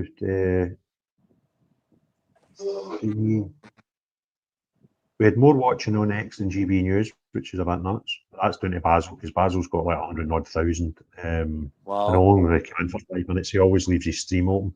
So we've got just under 4,000 have watched over the course of the night on YouTube, so that's 4,000. and let's have a wee look. On Basil's X 2,600, so that's 6,600. On my I've X got 6 in mine. 600, so that has 6,600. Hold on, where was that? 600. What is that? 7,200. I can't think it's mental money. Aye, so we'll get 7,000 watch this over the course of the night. Your dulcet tones. Did you click your YouTube channel to it, Gorilla? What? Say that again? You linked your YouTube channel when you came in, didn't you? No, I don't think so. Where is Aye, it? Where do you want? it's shown on your YouTube. Oh, aye, it's up in my channel, mate. Aye. So it's live streaming off that. There's a Gorilla. He's got. You do realise he's got to try and Aye, take the there you credit go, for all the numbers here. It's my mass numbers. That's All great. my I'm baby happy with gorillas. it. So the The reality Libertarians. is, so I can see the numbers. So the Libertarians. Guys, like, shit, I thought it was the Libertines we were watching. That was not 6 of them. Oh, brilliant. That's great. I And don't know how Stevie, you you've liked no it, but I Scotland. liked You're it. in DJ helping. Liked what? Liked it to the. Aye, Liked it to the. when you sign in, it gives you the option of does linking it? to your own socials. Aye, so it's great. I just keep saying to everybody that's coming up, go and tick it out because you never know, you may get some extra subscriber or something to it. So you may as well abuse the opportunity while it's there. Aye, and I But, just want to say Steve- thanks to John Craig for giving us a shout out today on X. So I got a few more you well, subscribers. And to Stevie. you need to be a bit louder than that because he's not here. Aye. Well, he'll In hopefully case you didn't notice, echo in the future. He left about an hour ago.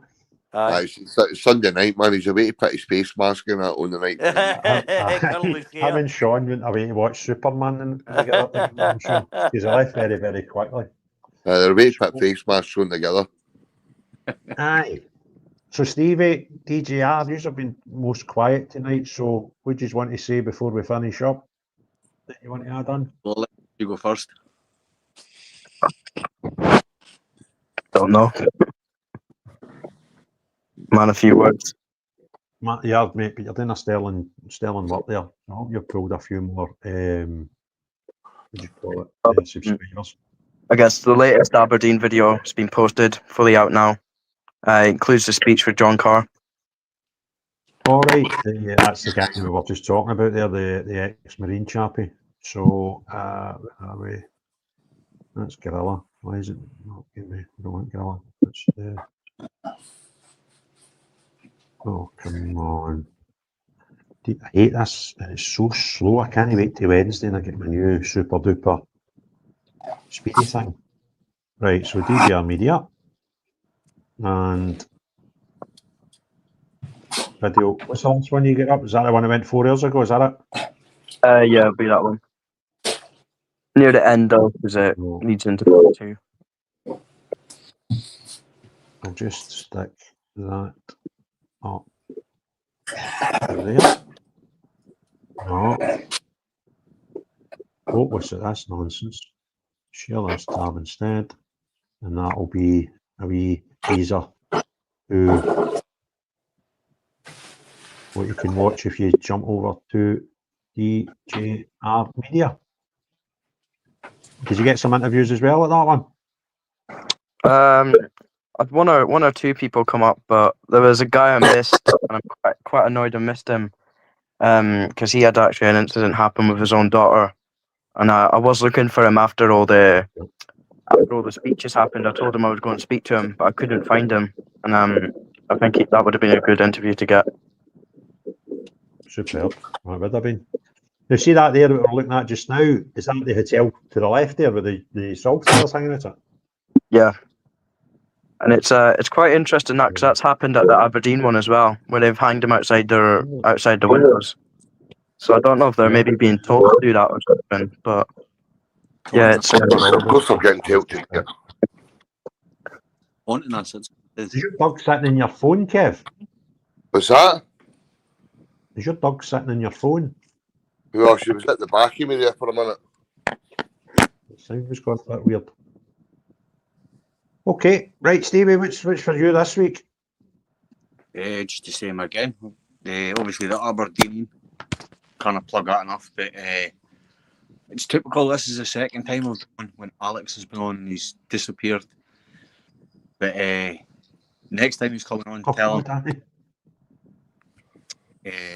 But I don't know if you've heard, but I wanted to ask you, because you guys will probably know more than us. What happens if you stick your middle finger up at a counter-protester? Is that an arrestable offence? God knows in this day and age. Because probably. Well, I'm not going to say who it is, but I'll tell you off air. Yes. But as we were walking in, a couple of us threw up a middle finger. I think I said a lot worse, but so she was grabbed by a police officer. It says, I can arrest you just now, but I will be checking the body cam footage, reviewing it, and then coming to see you. So we don't know if it was just or if this is actually going to happen. Who did they say that to? I'll tell you off air. Did you say it was a she? That's a bit mental, mate. That's nuts. Possibly. I mean, sorry, let you go, Chris.